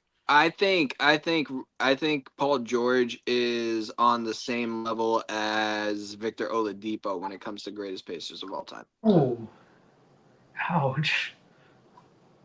Man, that is a tough take because because we didn't get to see enough of Victor Oladipo in the Indiana Pacers uniform. But when he was in that Indiana Pacers uniform, Victor Oladipo was on a different level. And the same thing with Paul George. Yeah. When you look at Paul George's career, his best years were in Indiana. Absolutely. His healthiest seasons were in Indiana. So here's another stat for you guys. Paul George has 2 seasons. He's played 15 years in the league. He's only had 2 seasons where he's played 80 or more games. And those 2 years were with the Pacers. Like all the other years, he's got I'll read them off to you here. Like outside of his first 2 years in Oklahoma, those 2 years in Oklahoma City, he played 77, 79 games in those 2 seasons. After OKC, we're going 48, 54, 31, 56. He did play 74 with the Clippers in the 23-24 season, but we dropped back down to the pit, and that is 41 games. He played half the season. He's barely played he's barely played 65. He's barely played 2/3 of a season the last 5-6 years. And he did 2014, 2015. He only played in 6 games. Was that to be fair, wasn't that his? Yeah, that was his injury. He had that injury that year. Yeah. To be fair, if Paul George didn't have that injury, I think we're talking about Paul George instead of Reggie Miller. No, I agree. That really kind of set him back completely. A lot of, future talk here. Yeah, I mean, I there's your what if question right there. Is if Paul George stays healthy, I think eventually. I'm still picking Tyrese. No, but I'm just throwing out the hypothetical. If Paul George stays healthy, is there a chance he would have made a finals appearance with the I mean, Pacers? he probably. I do think that we would have seen him in the finals. I just don't think we would have seen him get past a guy like LeBron or KD. Like he was that first person in that second tier. Like when we thought of like that first Yeah. tier of forwards, we thought of KD, Braun, Kawhi Leonard, and then after that it was Paul George in that second slot. You know what I mean? When you look at the team, like 2014, I think that was the 7-game series. That was their best chance because the Heat were, injured to hell. Like that was the 2014 4-1 loss to the Spurs. And I mean, even then, if the Pacers go on to play the Spurs, I don't even know. There's no chance. And then even There's going no into chance. if Paul George doesn't leave, and let's say he's not like injured, the Warriors are still the Warriors. And if they were giving the Cavs a run for their money, like before KD, and even with KD, I don't know if. So yeah, it's a tough conversation. 2014, that was the year to at least make the finals and see what. And wasn't David West on that team as He well? was, yeah. Mhm. David West. We talked about David West like an hour ago. Yeah. Was it Roy Hibbert, the big man? Hibbert. Yes. One of my Roy first- Hibbert is one of the biggest disappointments that I've ever seen watching the NBA, because he was supposed to be something and then he just rotted. He was perfect to put against Bosch, and then it just never happened again. So yeah, he kind of reminds me of like an Andrew Bynum, where he was supposed to be George great Hill, but wasn't. Remember they traded Kawhi Leonard for George Hill? Yeah. Ooh, that would have been fun. Kawhi and PG in Indiana. Yeah, so before they got hurt. Yeah, but yeah, no, I think if Haliburton wins the ring, it propels him past everybody because the guy, you can't talk about the Pacers winning any championships until you go back to the ABA days, and we're talking guys like Billy Knight. There's another player from those ABA teams that was I think that's the name of. Yeah, I had him on my list. That one of those. Because of that ABA, but it's so hard to compare ABA and NBA. Yeah. The only notable name that came out of the ABA for me is Julius Erving. He was the only one that transferred well. Maybe I could be completely wrong, but I just remember him and being in the NBA, then going to Philly. Wait, he was in the Nets first, right? Yeah, he was with the Nets. Yeah, the new what was it? The New York Nets. New York Nets? I don't remember, man. No, we weren't alive, so. But there's a few names on this list. If we're talking Pacers all time, I mean, I love obviously Reggie's one, but we think of his underrated teammate Rick Smiths. Over 12,000 career points for those Pacer teams. This guy was a 15 points, 6 rebounds per game player throughout his career, and completely underrated is Rick Smiths. I mean, the Pacers have had some loaded team. The one team that I wish I saw win the finals was that 2000 Pacers team, because Jermaine O'Neal, Chris Paul, Ron Artest. Yeah, Ron Artest. I mean, those late 90s, early 2000s Pacer teams, that was the window. And we could even say the mid 90s, they just kept coming against the Knicks for I swear, sometimes I swear that the NBA just wanted the Knicks Pacers in those playoffs, because those series were a bloodbath, and so there's a lot of really good Pacer players. Danny Granger's another one that comes to mind as well. If I remember correctly, I think Danny Granger was in his last couple of seasons on the Pacers when Paul George came in. Yeah, if Danny didn't get hurt. Right, exactly. Wasn't Mullen on the team? Wasn't Mullen was on the team at one point too, I think right? he was on the early 2000s on like Yeah, that. yeah. Chris Mullins was on the late '90s teams with Mark Jackson, Jalen Rose, Antonio Davis, Rick Smits. He was a part of that. He was a part of those late '90s teams. Chris Mullin. But I mean, yeah, the list goes on and on with some of the great Pacers players. Obviously, yeah, Reggie's at the top right now, and if Haliburton finds I mean, to me, he finds a way to get to the finals here, and they have a really good shot. They're live in this series. For those who think, because me personally, it's not that I don't like the Knicks. I think the Knicks are a really good team. I just think the Knicks are, are a little fraudulent in a way. I think the Pacers are a much. I think I have, like, before we end this show, I want to get your two Eastern and Western Conference Finals predictions, but I have Pacers in 6 in this series. I just think the Pacers are a better team than the Knicks. Now, with that being said, the Pacers have way more depth than the New York Knicks in this series. I'm just throwing that out there.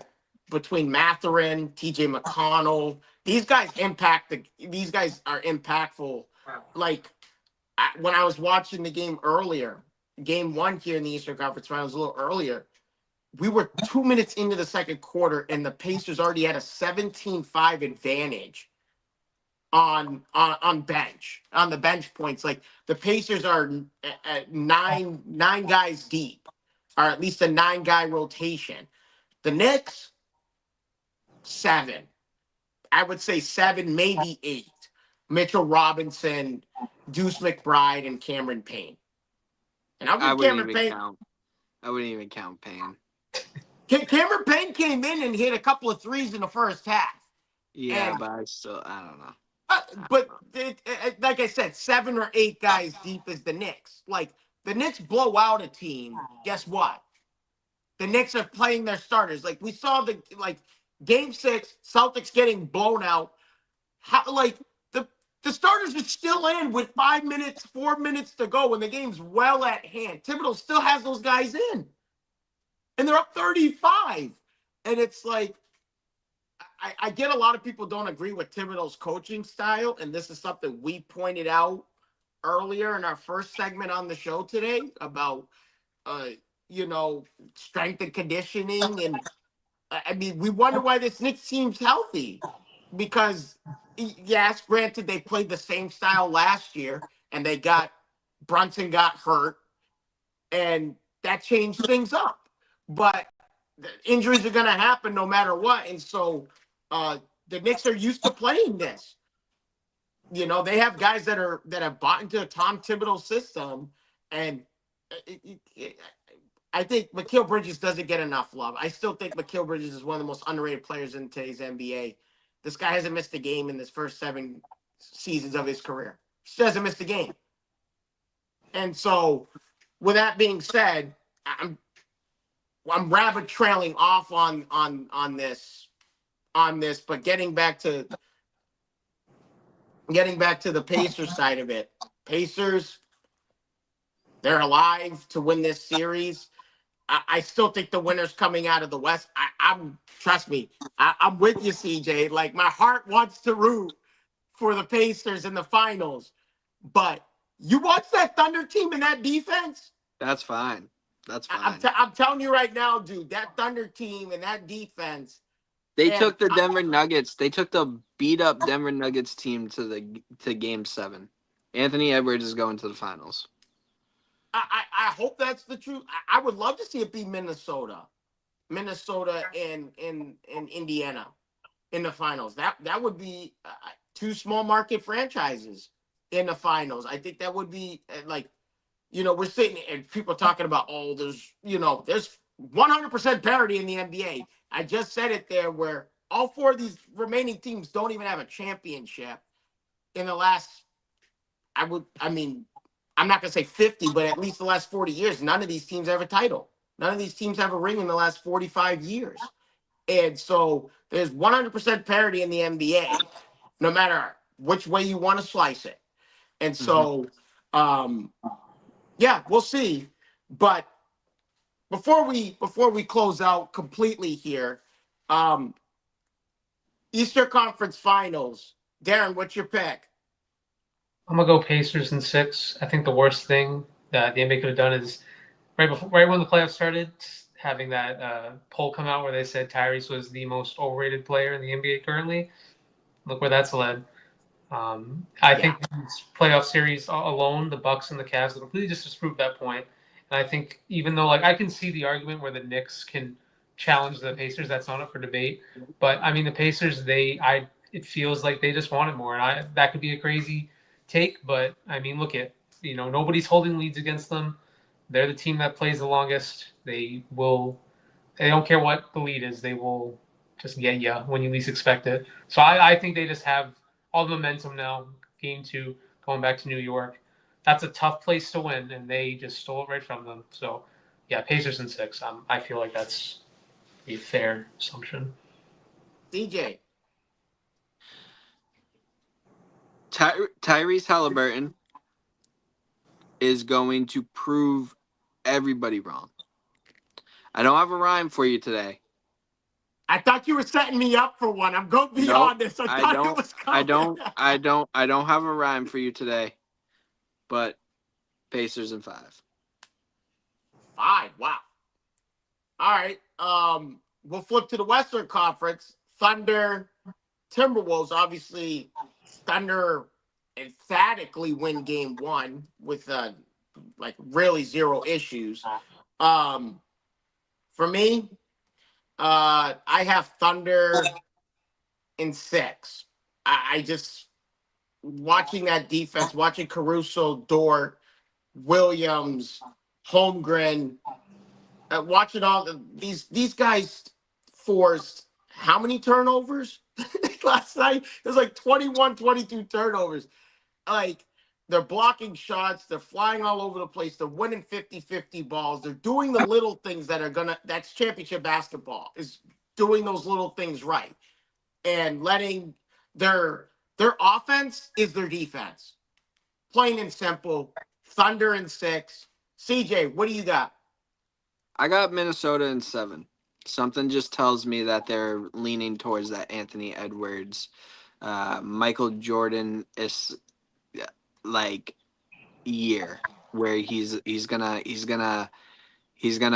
rise up. It's not gonna be this year. I don't think so. But he will rise up eventually, and this is gonna be the start of it. I have Minnesota in 7. As much as I don't want to see our lovely how many time defensive player of the year center Rudy Gobert get into the finals, I do think that Minnesota is going to take it in 7. Darren. I'm right there with you. I think game 2 will be interesting because Shea's getting his MVP right before game 2 at home celebration. If Minnesota takes that, series is a whole different, Right. They need to win that game. But I think with the Thunder, they're an annoying team to watch because CJ and I talked about this before, that it still feels like they're too early, which I still feel like is weird to say because I wanted to see them make the conference finals. I feel like that was a really big step for them. But I just, like you said, going to 7 with the Nuggets, and Nuggets, even when they're not at their best, they're still the Nuggets. I think that doesn't. I feel like coming over from that series, I don't see why this can't be the same thing. I think there's going to be good games and there's going to be bad games. So, and I think the Timberwolves are more likely to pounce on that. I mean, look at I feel like that's been the Timberwolves narrative this whole time. The Lakers, everybody was like, oh, they got game 2, 1-1. Lakers are going to come back. Warriors, obviously Steph Curry injury didn't help, but same thing. It's like, oh, Warriors are going to get you. And the Timberwolves, it's like they know when to come at you. So I think they can definitely. I see a 7-game series. It's going to be competitive, but I just think they'll be the better team in the long run. Oh yeah, go ahead. I was just saying that with Minnesota, with them losing, how many of those points came from Shai Gilgeous-Alexander at the free throw line? That's not going to happen every game, especially in the Western Conference Finals. They're going to let him play. That's what it comes down to. And Yeah. I see when it comes down to them being able to play without flopping or running into a foul or whatever. I Yeah. take Anthony Edwards over Shea Gilgeous-Alexander every single time. So Yeah. I'm 100% like I guess I'm like I picked the Thunder, but like I'm indifferent to who wins this series. To be personally honest, like I either team, it's like to me it's a win-win because I want to see both teams get to the finals eventually. You know what I'm saying? Like I agree with you, Darren. Like I think to that point of thinking that the Thunder have peaked too early. Like I can't disagree with that narrative for you on that narrative because it just they're still so young.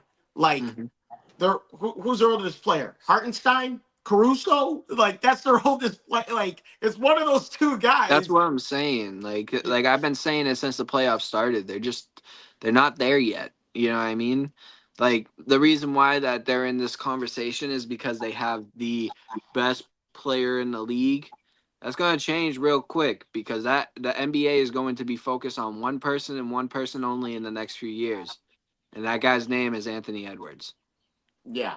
And to think Anthony Edwards, some people would make the argument Anthony Edwards is too young, but Anthony Edwards is 23, and like this guy led the NBA in 3-point shooting. Yeah, Like but look at the rest of his team. Look at Mike Conley. Look at Rudy Gobert. How old are these guys? You know what I mean? Like they're these guys are ready. in their early to mid. I mean, Connolly's in his mid-30s. That's what I'm Gobert's saying. what 32, How old is 30. Julius Randle? You know what I'm saying? Yeah, they Randall's have probably they have 30, they're 31. they're ready to win now more than Yeah. Oh, absolutely. And I'm telling you, like you said, the X factor in that series is J Dub. 110%. The other X, I think on the Thunder side, it's definitely J Dub. On Minnesota side, it's Julius Randle. No. I absolutely. Julius Randle has been performing this whole playoffs. The guy that is going to be key for I Minnesota think he means more is if that if McDaniels. Randall doesn't, because there are moments where Randall doesn't perform, and as long as he does, then that's like it is. Yeah, but this is the different Julius. I haven't seen this type of Julius Randle before. He's playing out of his mind right now. He's been I mean, playing out of his mind all year and during the playoffs. We haven't seen this from Julius. I don't think Julius Randle is the person that we need to worry about right now.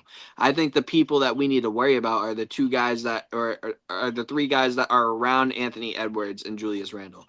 I think you need to worry about Rudy Gobert playing defense. I think you need to worry about Mike Conley making good decisions and not turning the ball over and scoring.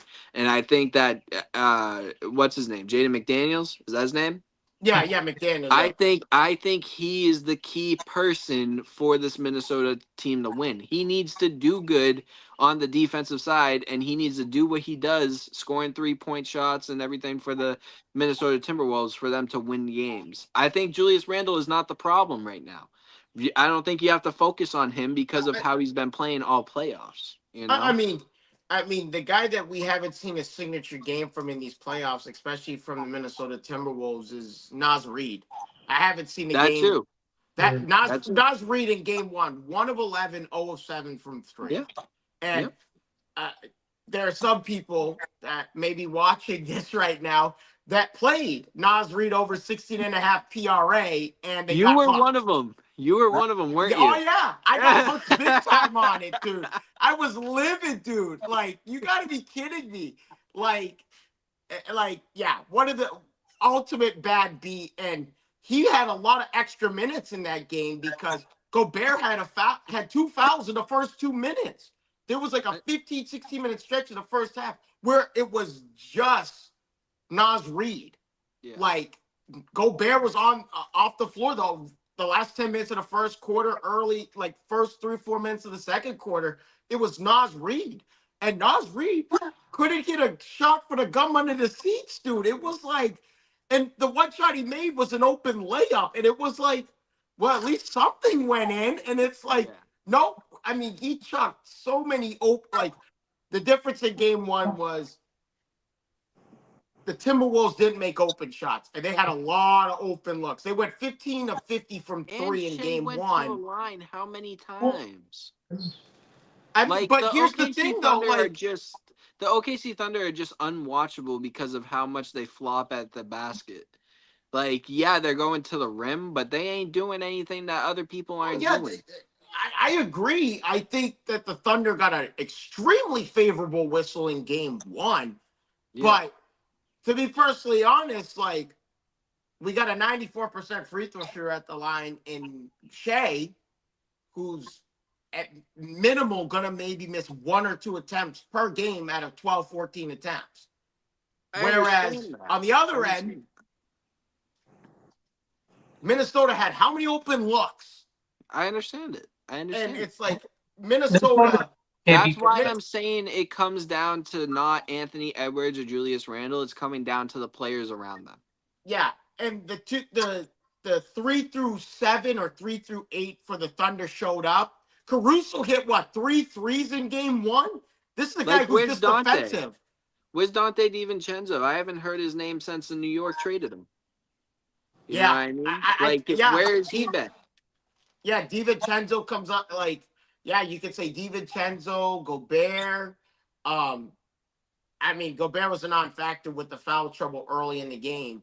But yeah, I mean, the Thunder Defensive were way player more of the year for you. I mean, the Thunder's role players were way more impactful in game one than Minnesota. And Minnesota, can't blame Randall in game one. He's the only one. That's what I'm saying. Can't blame him in game one, but everyone is waiting. We know Julius Randle at his core. He's a bull in the china shop sometimes, and he has these boneheaded moments in games, and we haven't seen it yet.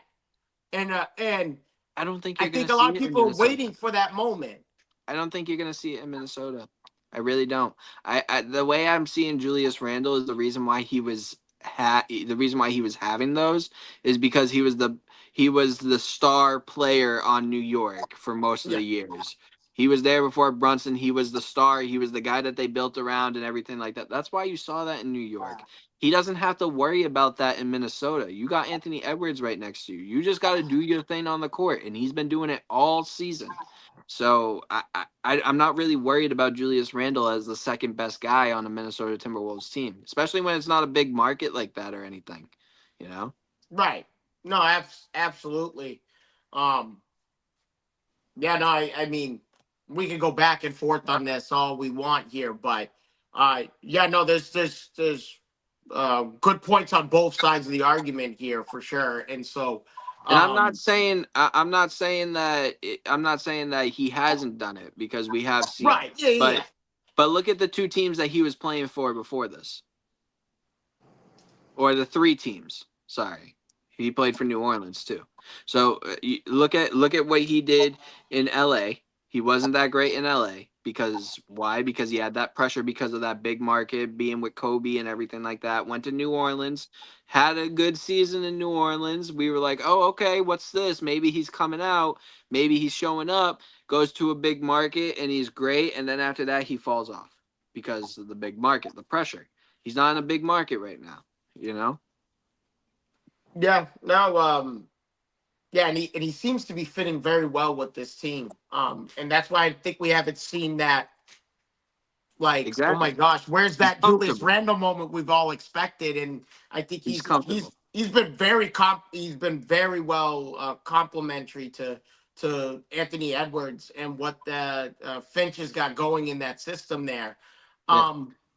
But with that being said, that's all we have for you guys tonight. Obviously. Stay tuned for next week. We got more topics. You name it, we're going to talk about it. But Darren, where can the people find you at? Same place as always, Darren.Smith0105 on Instagram. CJ, where can they find you? Geez, I don't even know what it is anymore. Official I think it's official.livezone on Instagram, and it's real_live_zone on X, I believe. But other than that, you can find me on all the East Coast sports investors profiles. All right, and for me, you can find me on Deportes Diesel on X. Daily NBA plays every single day. NBA, Major League Baseball, WNBA. The W's back for those who haven't realized it yet. Caitlin Clark. We on that. I'm not looking at Caitlin Clark. We all know who I'm looking at. Yeah. We all know who I'm looking at. Oh, trust me, we know. We know. No. Who are you looking at? Oh my God, there's somebody. Oh. Paige? That makes sense. Come on. Actors, come on now, boy. I'm going to a Fever game later this year, so I'm biased now. There you go. But like I said, Deportes Diesel on X, and you can also find me, Denzel in Distress, on Instagram. But with that being said, on behalf of East Coast sports investors and Dynamics on the Hardwood, that's Darren, that's CJ, this is Denzel. We'll catch you guys all in the next one. Deuces.